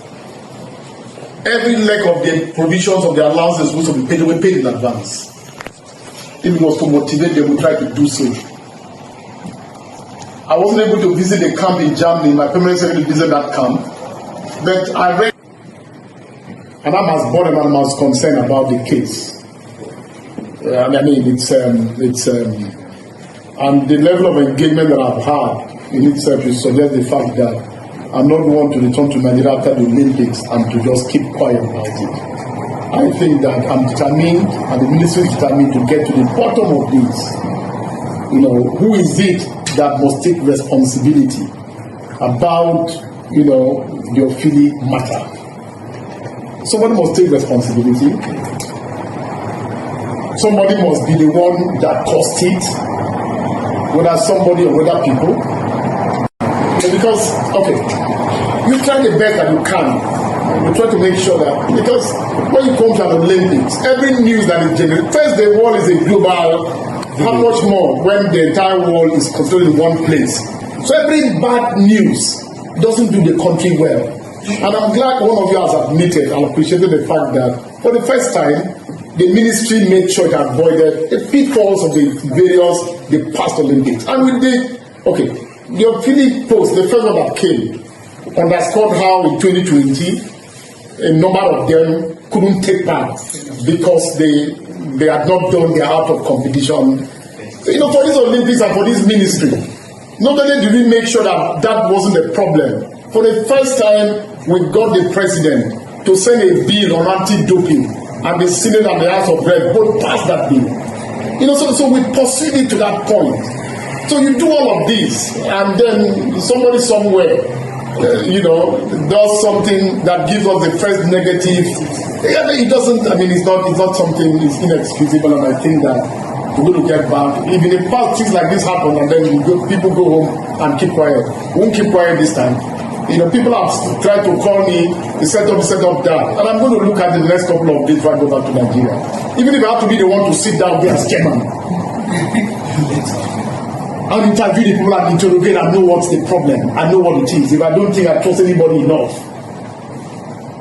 I will do so because Nigerians deserve to know what happened to that situation, that we allowed it to happen and it cost us what it did. I mean, it even gives her the excuse to now say that she didn't make it because of, you know, so for me, my take away from this is that let's please, my hope is that we can use the outcome of this. Did you make any sense out of all of that? That is a Thiefnubu's appointee. They know they make sense. 22.5 billion. Caution. Billion.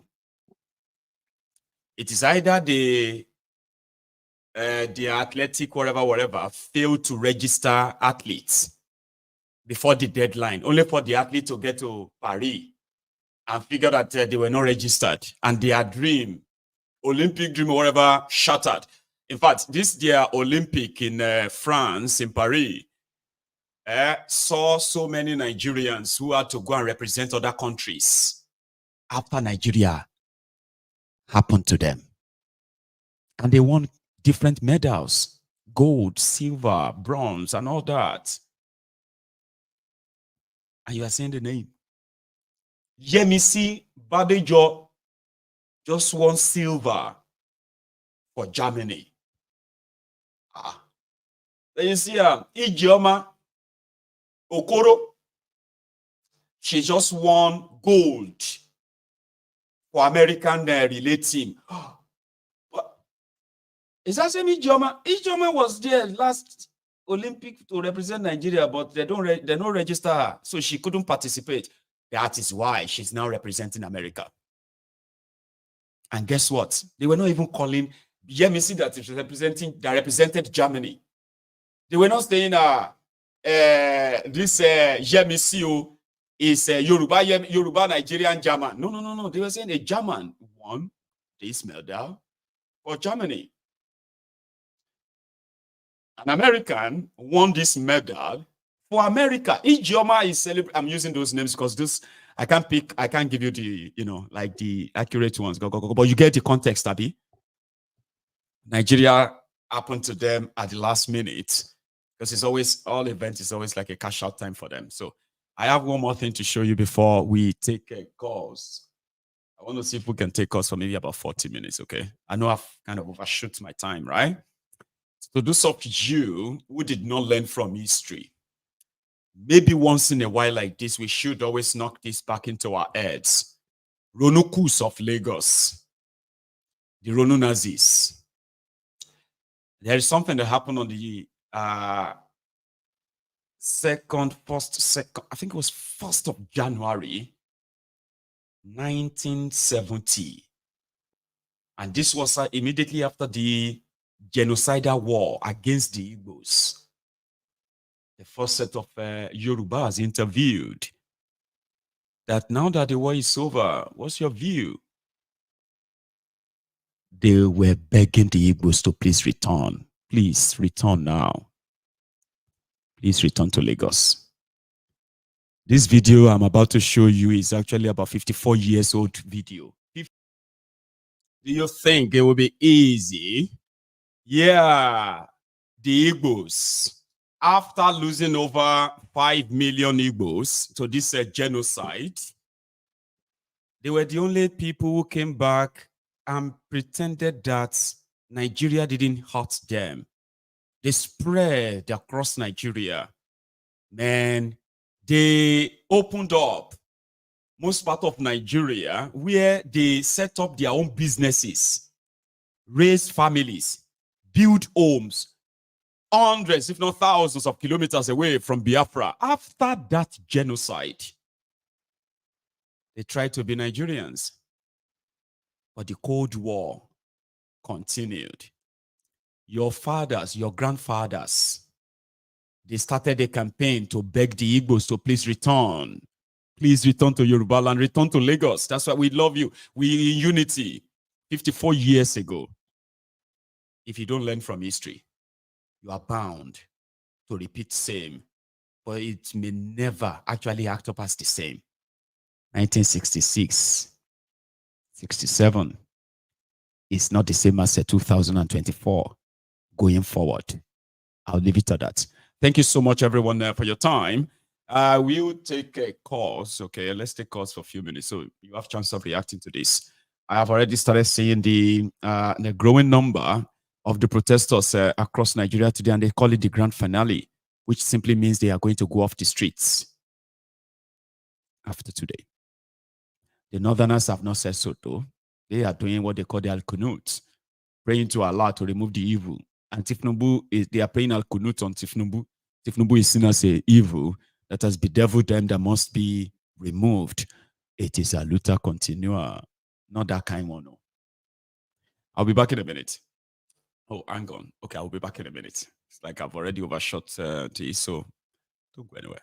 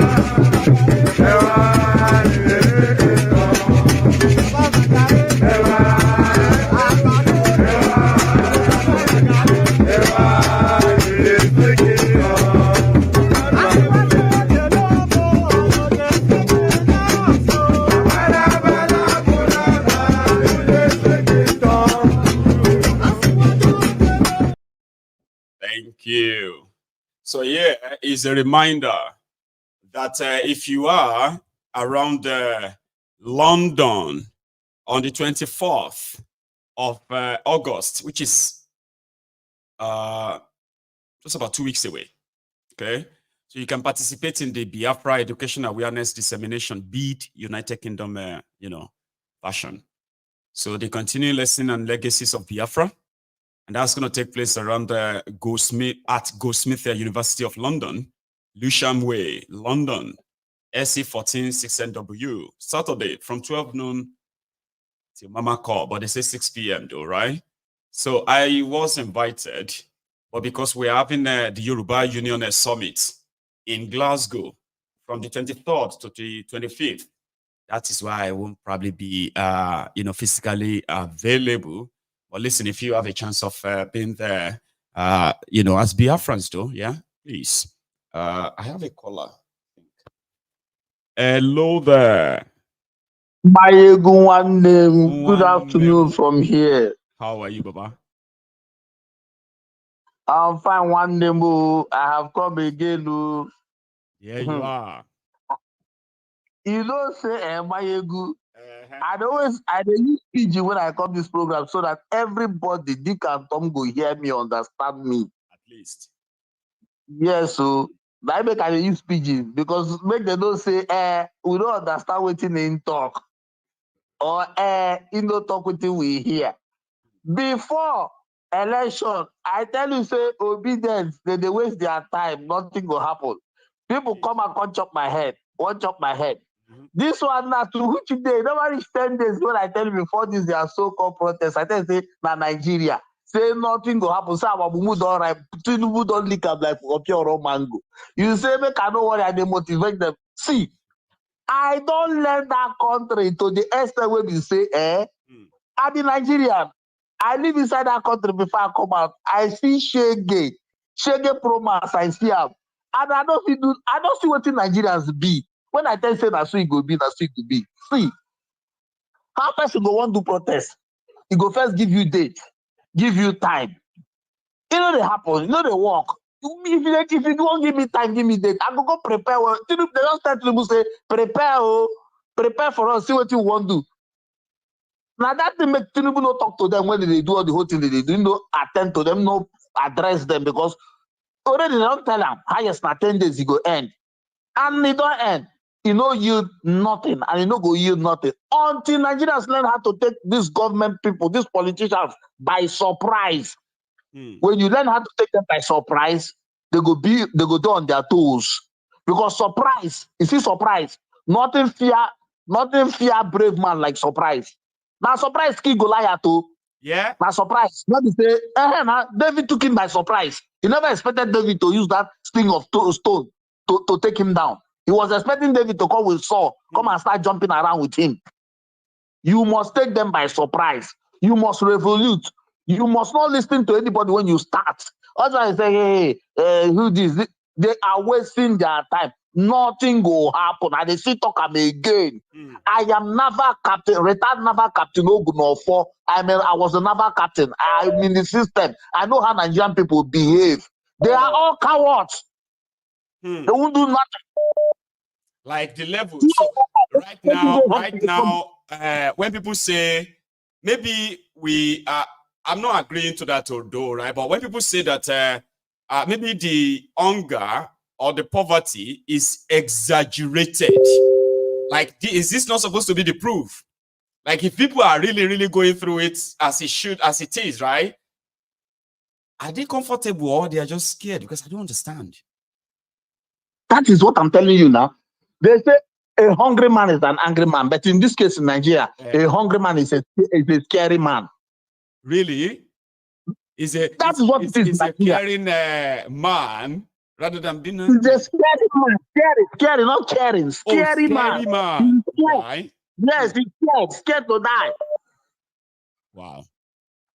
Kenyans are not scared to die. That's why they came out. They don't care what will happen. That's why they came out and they did their things now to compare Nigeria with Kenya right now when it comes to Kenyans standing up. Baba, Ruto sacked his cabinet. Ruto was begging everyone every day. And even till tomorrow, they are still on the streets. in massive number. Of course, because they know what they want. Nigerians don't know what they want. This is just to tell you that these Nigerians we are talking about. I am a Nigerian. I'm not. See, listen. When you really want to, when you know what you want, you stand up and go after what you want the way fit and best to you. Nigerians don't know what they want. They don't know.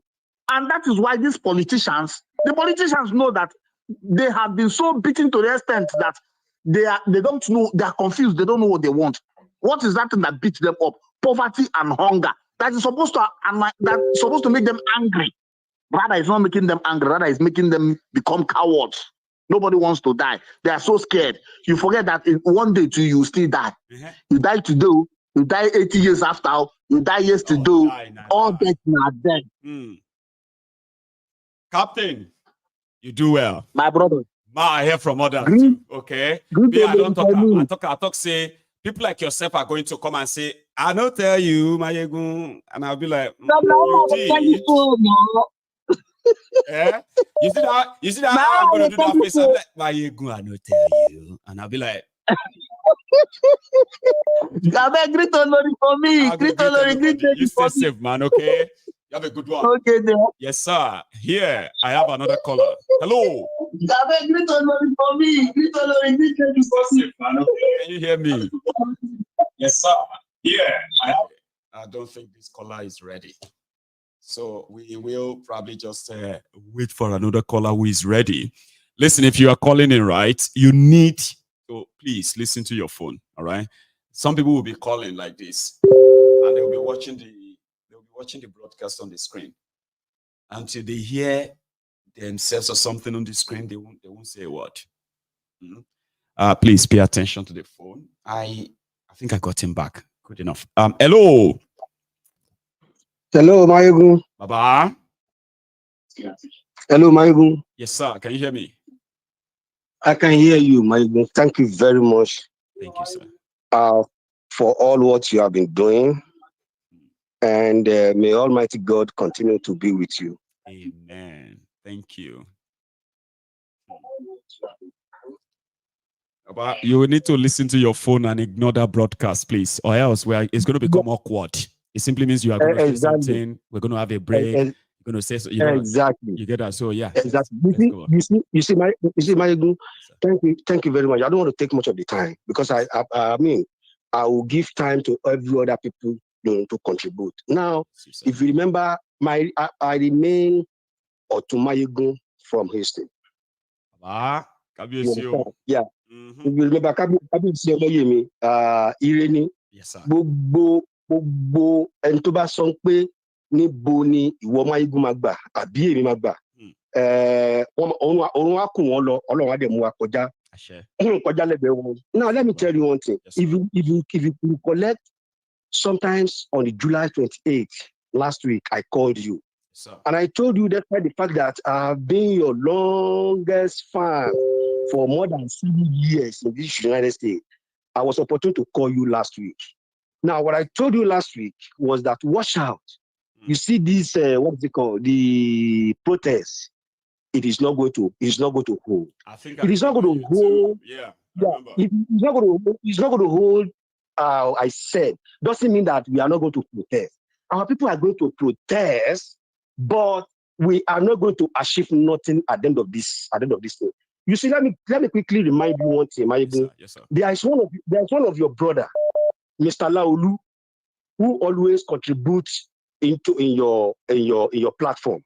You get what I'm saying? You always refer to that man as your brother. You get what I'm saying? There was a time. Thank you very much. That man said one thing around year 2020 or year 2021, and I'm just going to say this. That man told you on that very your program. He said it more than 3-4 times. He said Thiefnubu is going to damage Yoruba. That was the statement of that man. He said Thiefnubu is going to damage Yoruba beyond control, beyond recognition. You get what I'm saying? You see, let me tell you.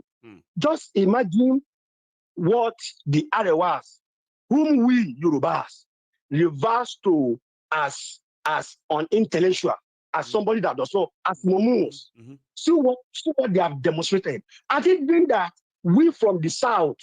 Now, if I'm saying south now, you know, be both south, you know, the east, the west, the south, everybody. I get you. Thank you very much. You can see how cowardice we are. You get what I'm saying? You see, I Yoruba, the Yoruba used to say one thing. They say, and to man sọ pé òun gangan lòun gbọ́n jù, òun lolórí àmùgọ̀, òun lolórí òmùgọ̀. Thank you very much. You believe that he is the one that is. There's no monopoly of knowledge or wisdom. Now let me tell you one thing. Thiefnubu, I'm telling you this today again, August 10th. Thiefnubu has successfully destroyed the Yorubas. And let me tell you, yes, and let me tell you, Mayugun, write it down. Yorubas, we are going to pay dearly for it. It's only very, very unfortunate that because that our payment day, it is very, very close by. You know what I'm saying? I'm a Yoruba. I'm forever, you know. Thank you very much. And we are going to pay dearly. And we are going to pay dearly for it. You get what I'm saying? You see, Thiefnubu started destroying Nigeria since 2011. And I'm going to just go to remind Nigerians for this because I told you I came to this country in 2013. You understand? And I told you that I was a youth leader. Now let me tell you one thing, Maigun. In 2011, something happened. Let me quickly remind you, if you have forgotten. Please. In the day of presidential election, something happened. Then when Jonathan was contesting, it was in the day of that election. In fact, we've almost started casting presidential election before an announcement came that the presidential election should be suspended. I remember. Thank you very much, sir. It was suspended either 2 weeks or a week or 2 weeks after. Now, what happened in that process? What happened was that Jonathan was negotiating how to have a block vote in the Southwest. I remember. You know what I'm saying? Now, either true or lie, Thiefnubu was giving a huge compensation, which some people are saying monetarily or oil well, based on their negotiation table and agreement. But besides every story, there's element of truth. No, this is actually true. I know this story very well, but I'll rejig your own and everyone's memory as well. Jonathan had to send for Thiefnubu first. To negotiate that the North were angry. Yaradua died. And they are likely not going to support him, right? Then he made a deal with Thiefnubu, and that deal was $2 billion. So it's not secret, okay? And that was the first time that you know that even when Thiefnubu was governor and he was at Adamawa head with Obasanjo at the time, he wasn't a friend of the assholerock. It was the first time that he will see beyond, that he will see beyond the four walls of the executive room. He actually went into the assholerock proper, where Jonathan begged him to save him. God bless you. And that was also the first time Thiefnubu believed that he could actually become president. He came out and told everybody that guy, Jonathan, man, that guy know what anything to be president. That he was shaking, he was like that before him, begging him. And that was when Thiefnubu believed that his pathway to presidency is no longer far. I remember that one very well. Let me tell you one thing, Mayugun. Yes, sir. Initially, you see, when people are talking, people with critical thinking, are you getting me? Some people doesn't believe in karma. And I'm just going to say to Nigerians today, you understand? Now, at that program, you see, my father used to say one thing. They said, any property that Koolu, what can I, a big eye acquire. If you have big eye, my father used to tell us this thing. If you are a big eye human being, if you acquire the whole world as your property, you are going to lose it one day. Yes. Because you will never be satisfied with what you have. You know what I'm saying? So thank you much. So that greed, that spirit of greedy in you will always push you around. In fact, to even collect from somebody that is not up to you. You understand? Undermining that person is just trying for you to come in. Now, let me tell you this. You see, this thing is making me weep inside. We did that 2011. That Yorubas that we know, yeah, right? We could actually be subjected to this. We did that 2011. Yeah. What happened to Thiefnubu that make Thiefnubu to between that 2011 to 2013-14? What happened to Thiefnubu? What that interest? What that Koolu that make him to feel that let me betray Jonathan and go and bring what you call it is power, okay? You see, something there is that Thiefnubu is a drug lord, and let us be honest, okay? You cannot be the money back for, you cannot be the banker for drug dealers, right? And not have this, this criminal structural mentality. So sometimes you may take your time, okay? Yeah. And for somebody like him, he decided immediately he saw Jonathan in that state. He knew that Jonathan was already a toast. But it won't be the right time for him to strike because he's a Southerner. Okay. Jonathan was a Southerner too, right? So he decided to actually go ahead, okay?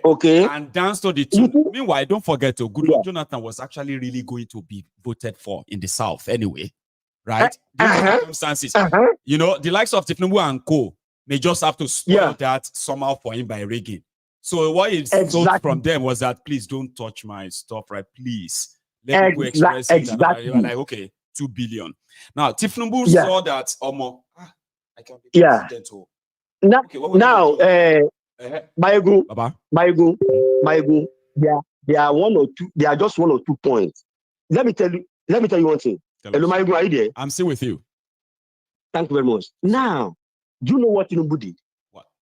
That is why in a Jonathan book always refers that it was Obama that crumbled his government. Are you getting what I'm saying? It was Thiefnubu who organized all Northerners governors to go and do meeting immediately after they kidnapped those Shibot girls that caught the attention of Michelle Obama. You know what I'm saying? Now, after that, Michelle Obama coming to this thing, it was Thiefnubu who planned with Northern governors to come to America and come and held a meeting with Obama. Then immediately those guys left the meeting and went back to Nigeria. That's what they started disseminating the information that the Western world does not want you don't want Jonathan. Jonathan is incompetent to, is this, is that. That was the genesis of what take Jonathan out of government. But because that man is a mature, you understand? Let me tell you one thing. He's matured, he's consistent, he's a man of wisdom, despite the fact of what our people are saying. And he's educated, you know what I'm saying? Too, even though it's not the type of people that Nigeria are used to, right? He's too dull for them, he's this or that, then he's corrupt. But I don't know. He's educated. I don't know why when they say somebody is dull for Nigeria, I don't know. So does it mean that anybody who has good intention for Nigeria always dull? You have to add some background to it. That's what always dull. But in magnanimity of our critical thinkers, let me tell you one thing. It is all what Thiefnubu does to Jonathan that is coming to play right now. But it seems not to be paying back harder enough yet. It is not paying back hard enough because of we Southerners. Are you getting what I'm saying? You can see what we are selling within ourselves to the Oro, to the whosoever, to the Yoruba go and protest, Igbo is not ready. Igbo go and protest, Yoruba is not ready. Selling all this type of deceit. Narrative. Are you getting me? And in my own family, I have somebody now who is almost 70 years old, over 70 years old, who always talk. When we are talking, those Igbo self, in those days, in that time, I say, sir, with due respect to you, I'm only talking to you because you are my elder brother. You understand? You can. I'm talking to you for more than 30 minutes, 1 hour. You cannot convince me and give me a 1 point. About and you are a government official. Except Igbo this, Igbo that, this and that. This and that. So Yoruba, you see the way Thiefnubu has propagate, what is it called? hypocrisy, tribalism, another thing. Imagine what Thiefnubu did to Afenifere. He would never go with it. He would never stop with it. Baba, this one just put Afenifere into two. When Afenifere won't endorse him, remember. He's just like a person who climbed up and pushed the other away. Everybody away, you know. Baba Adebanjo single-handedly betray our party, Bishop Williams, and give this vote secretly between him and Mama. You are the adopted mother, and you know, and do this thing. And of course, it was the same this Baba that called you, my son. Go and relax. I wish these people listen to that Yoruba man, that intelligent man. They never contest. Let's give these people a chance. Let's see what they have in this thing. By today, we'll be what we are supposed to be. No, it won't be worse, because there's something that people always say. You know, when people talk about Peter Obi, which is my own understanding, right? People who project people who kind of defend or speaks for Peter Obi, right? You had Atiku, you had Thiefnubu, and you had Obi. Now he's the only one who has been so clear. Even though he's so clear about what he wants to do, right? Nobody is saying that he's going to turn Nigeria this or that. What Nigeria needed around that time is an end to APC, in Nigeria, so that there will be an end to religious. Yeah, 1 second. Sorry, 1 second, right? Okay. So what Nigeria needed at the time was that Nigeria needed a break. Okay, the terrorists, the terrorism. Somebody needed to put a stop to their funding.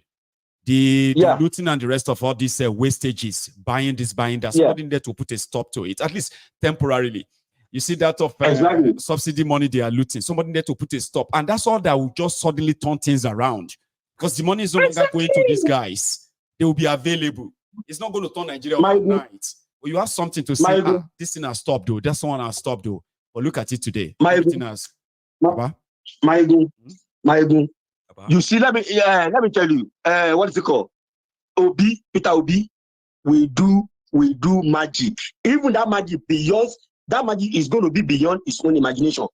Let me tell you, Peter Obi was the solution to Nigeria last year.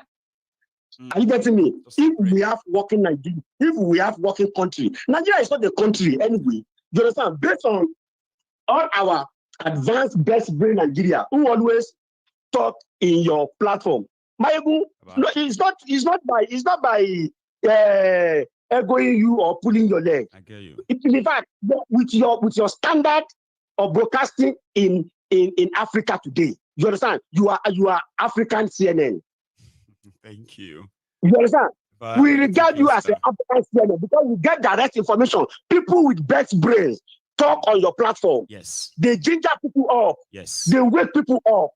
But you understand, everybody listening to your program, they were educated, we were enlightened, we were informed. God bless you. Are you getting me? You see, let me tell you, Jonathan was the solution as a 2023 for Nigeria, if Nigeria were to be a country. You know what I'm saying? Yeah, don't forget one thing. I'm a politician in Nigeria. There is no any politician, right from president to councillor in Nigeria, that can match Obi records. At least. You know what I'm saying? Anyway, thank you so much because of our time. Okay. Yeah, sorry. Match Obi record in the sense that there is no government. I have a friend in America who is still collecting money from Nigerian posts, a retired serviceman. You understand? As a councillor, as a whatever. Obi said, go and ask who is in office if I ever collected $1. There is no Nigerian politician who can meet up that standard. And that's something. But Nigerians don't value that.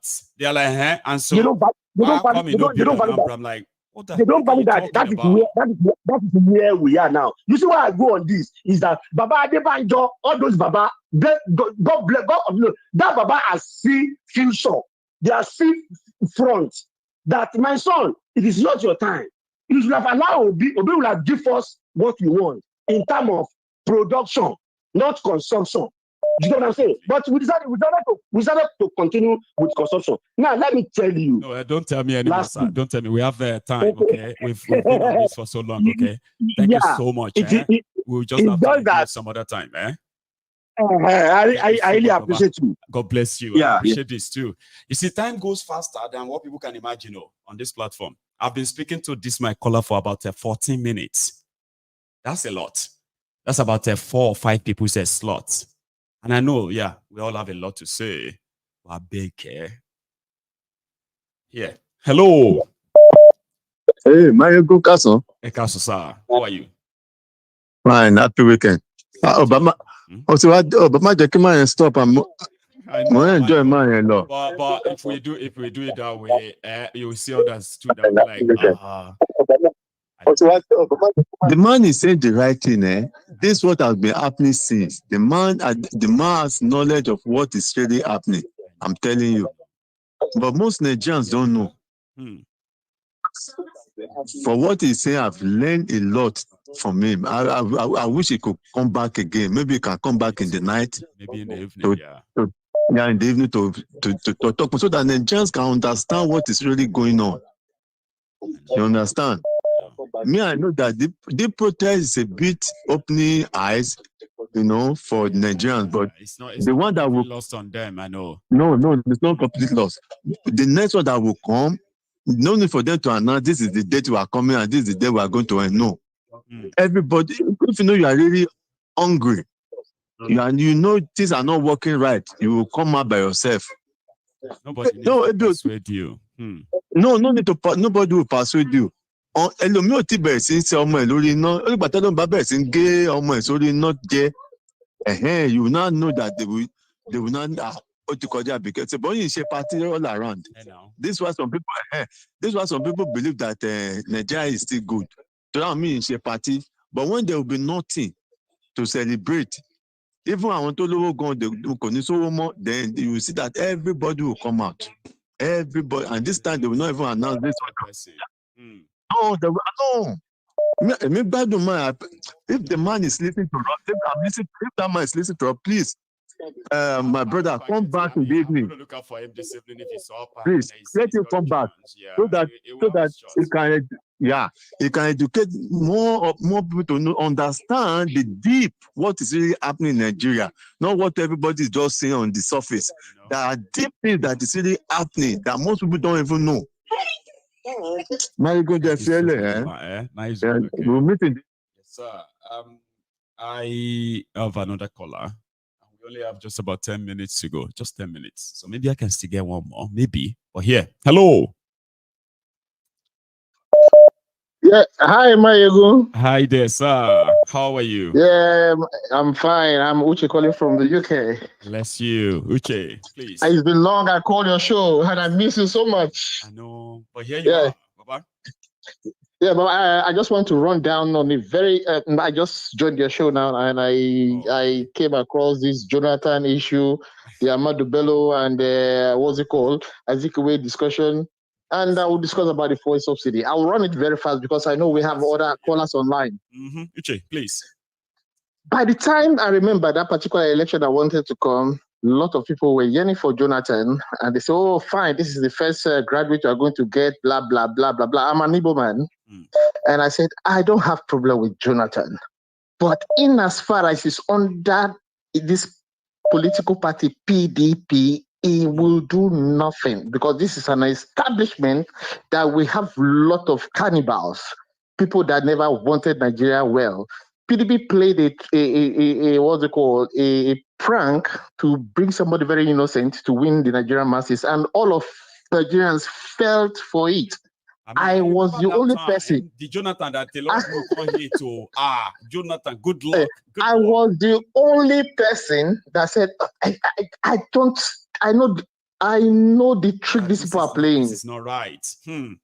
Even if Jonathan wants to do anything good, he is under immense heavy cloud. He will not do anything, and that is what happened at the end. And one thing, Jonathan, it's not that Jonathan was weak. Jonathan was not experienced and he could not challenge people that put him in power from the north. That was one of his problems.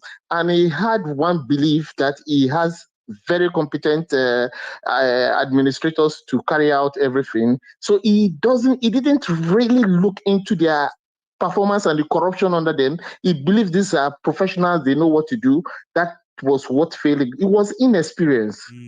Look at the way Jonathan talks now compared to when he was a president. You can see that he has gained a lot of experience now. He talks more, is well coordinated compared to when he was a president. That's why we are seeing him as, oh, we miss this man, but he didn't do well because he lacked the experience and he doesn't. But now I think he's better. He has gotten good experience.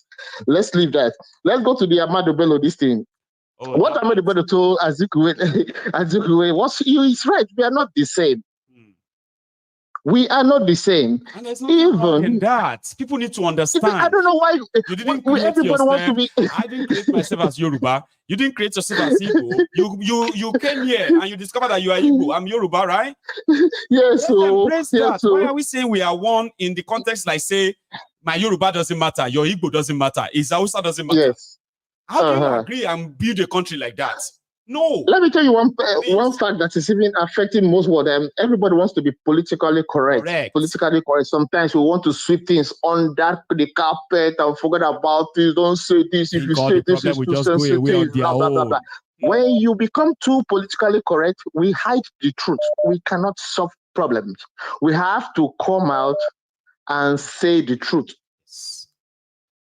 Call a spade, and we'll find another way to go. So that is just it. And on the Peter Obi issue, if you guys can remember when Peter Obi was campaigning, he said something very sensitive to Nigerians that nobody took notice of.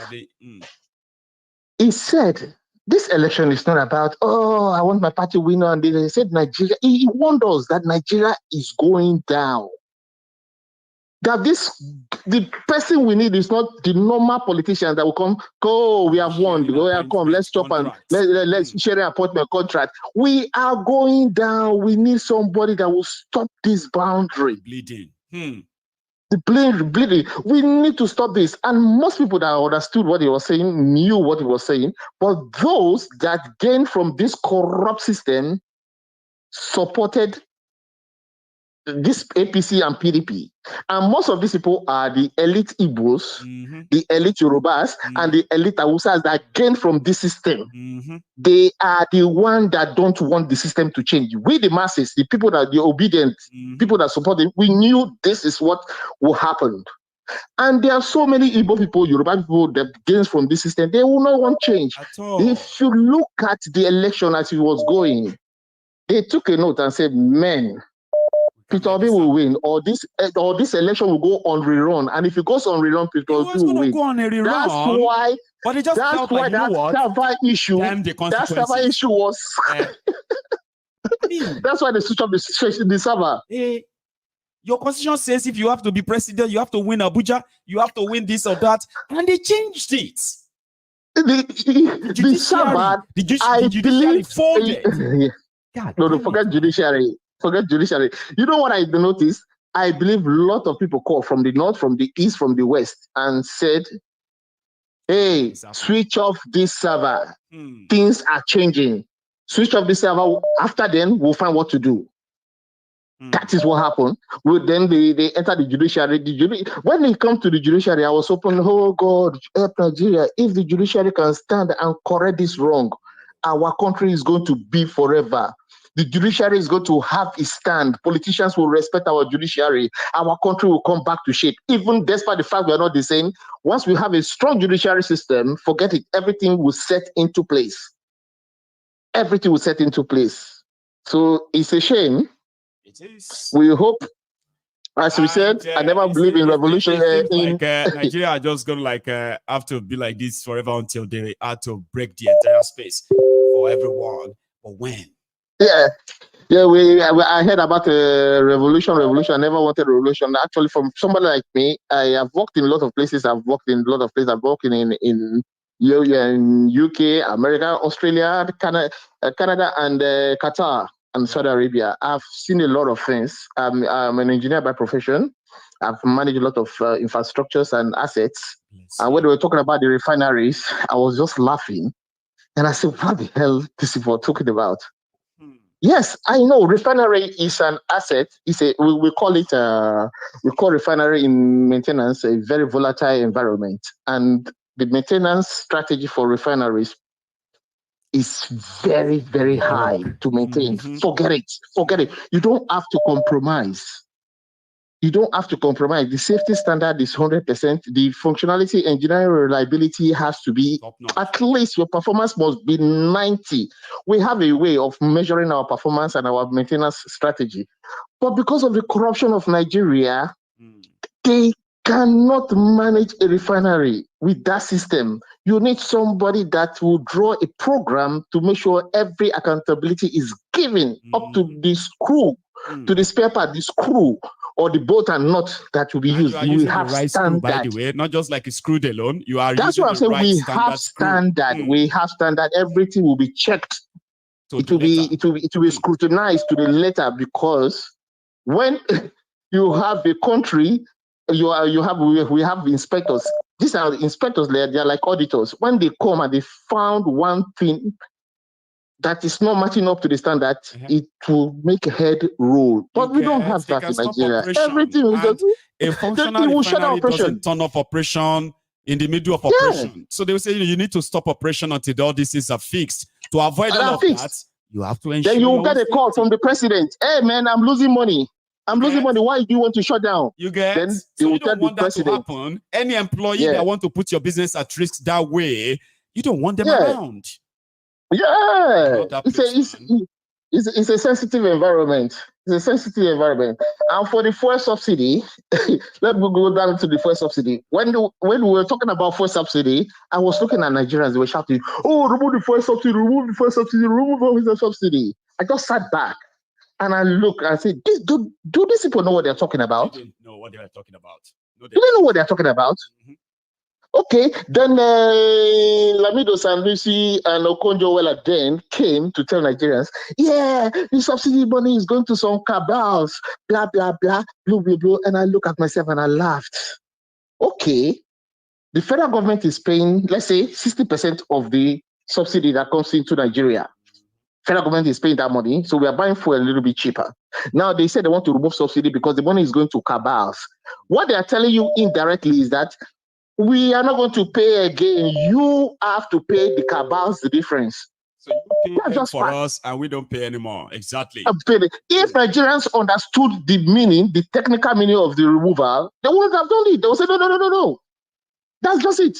And I said, now they are saying remove the subsidy. I just sat back and I started laughing. I said, oh gosh.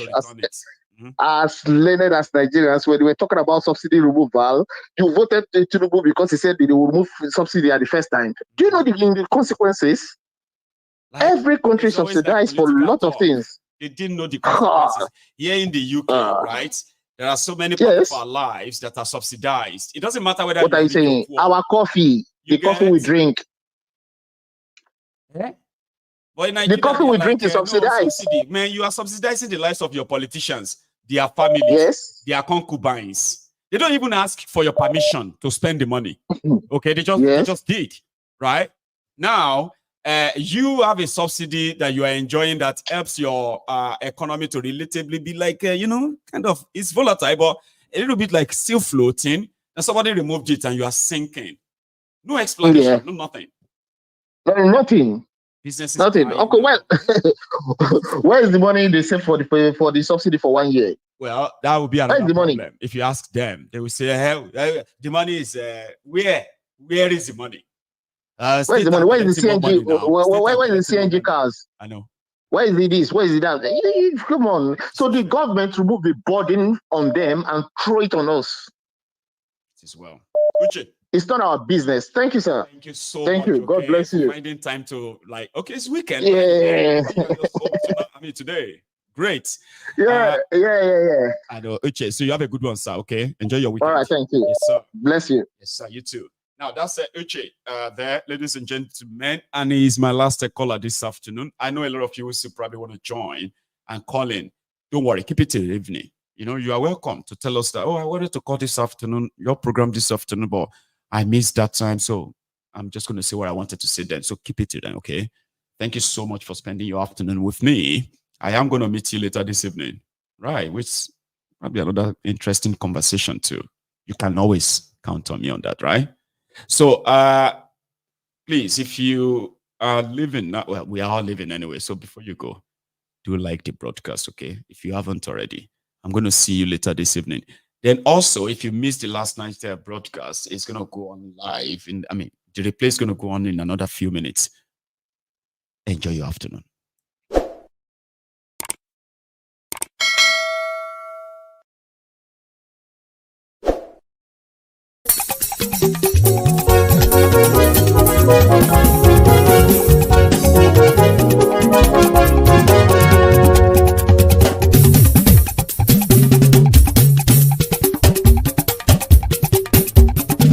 Mayegun làwa mọ̀ làmọ̀ tó dòdòdò.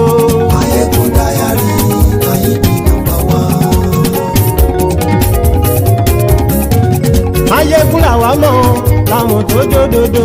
Mayegun dayari Mayebi number one. Mayegun ti dé o ọ̀rẹ́ ara yìí. Mayegun dayari Mayebi number one.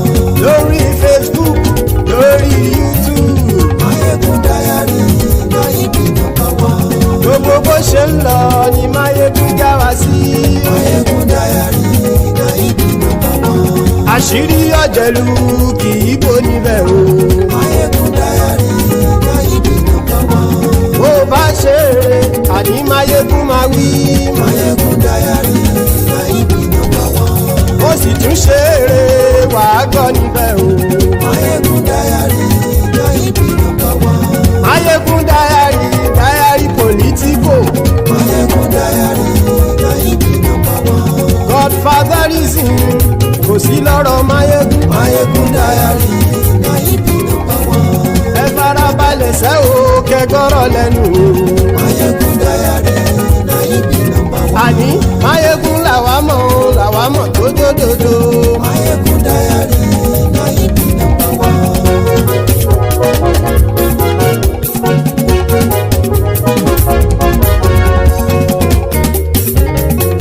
Àní ẹ̀sùn ràkì. Mayegun ti dé. Mayegun ti dé.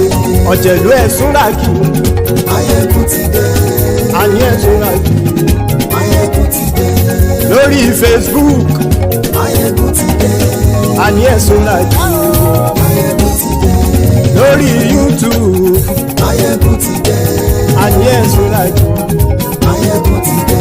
Bọ́ bàbá gbé wúrẹ́. Mayegun máa wí. Àní ẹ̀sùn ràkì. Mayegun ti dé. Ijó ìgbádìyẹ. Mayegun máa wí. Àní ẹ̀sùn ràkì. Mayegun ti dé. Bí pẹ̀sìdó bá rúfin o. Mayegun máa wí. Àní ẹ̀sùn ràkì. Mayegun ti dé. Bí gómìnà kówó jẹ. Mayegun máa wí. Àní ẹ̀sùn ràkì. Mayegun ti dé. Ọlọ́pàá ti ń darí bá. Mayegun máa wí. Àní ẹ̀sùn ràkì. Mayegun ti dé. Aṣòfin tí ń rúfin o. Mayegun máa wí. Àní ẹ̀sùn ràkì. Mayegun ti dé. Òpùrọ́ olóṣèlú. Mayegun máa wí. Àní ẹ̀sùn ràkì. Mayegun ti dé. Ọ̀jẹ̀lú ẹ̀sùn ràkì. Mayegun ti dé. Àní ẹ̀sùn ràkì. Mayegun ti dé.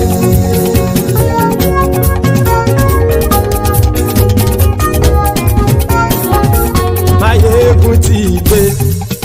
Gbogbo ọ̀jẹ̀lú ẹ̀sùn ràkì. Mayegun ti dé. Gbogbo ọ̀jẹ̀lú ẹ̀sùn ràkì. Ṣùgbọ́n ní bá ti ṣe èyí tó yẹ kí wọ́n ṣe, ọmọ bá dèrò ní fi wọ́n níran o. Mayegun ti dé. Gbogbo ọ̀jẹ̀lú ẹ̀sùn ràkì. Mayegun ti dé. Gbogbo ọ̀jẹ̀lú ẹ̀sùn ràkì.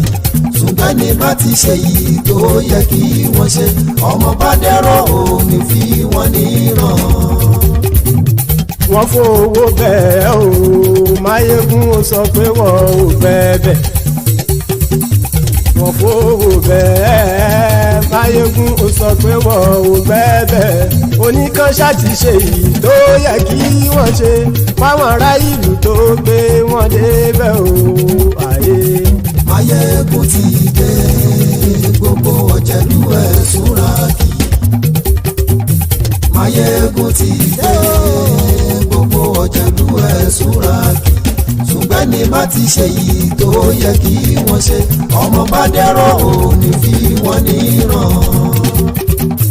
Kì máa yí ṣe eré ọ̀rọ̀ yìí kì í ṣe ẹ̀fẹ̀.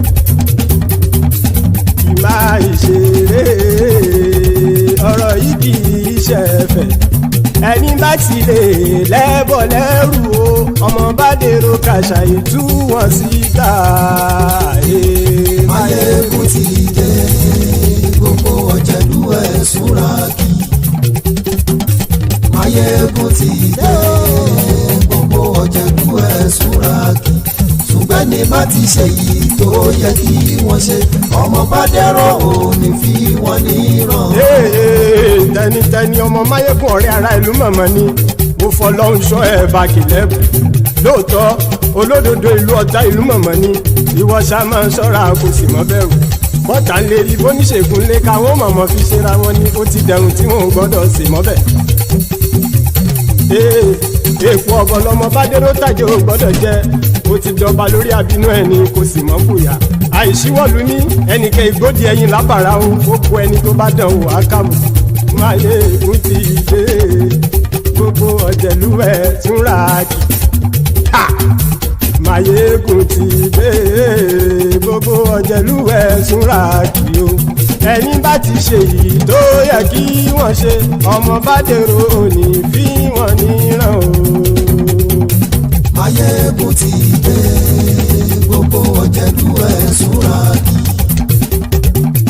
Máyégún ti dé gbogbo ọ̀jẹ̀lú ẹ̀ súnra kì. Ṣùgbọ́n ní bá ti ṣe yìí tó yẹ kí wọ́n ṣe ọmọ bá dẹ́rọ̀ ò ní fi wọ́n níran.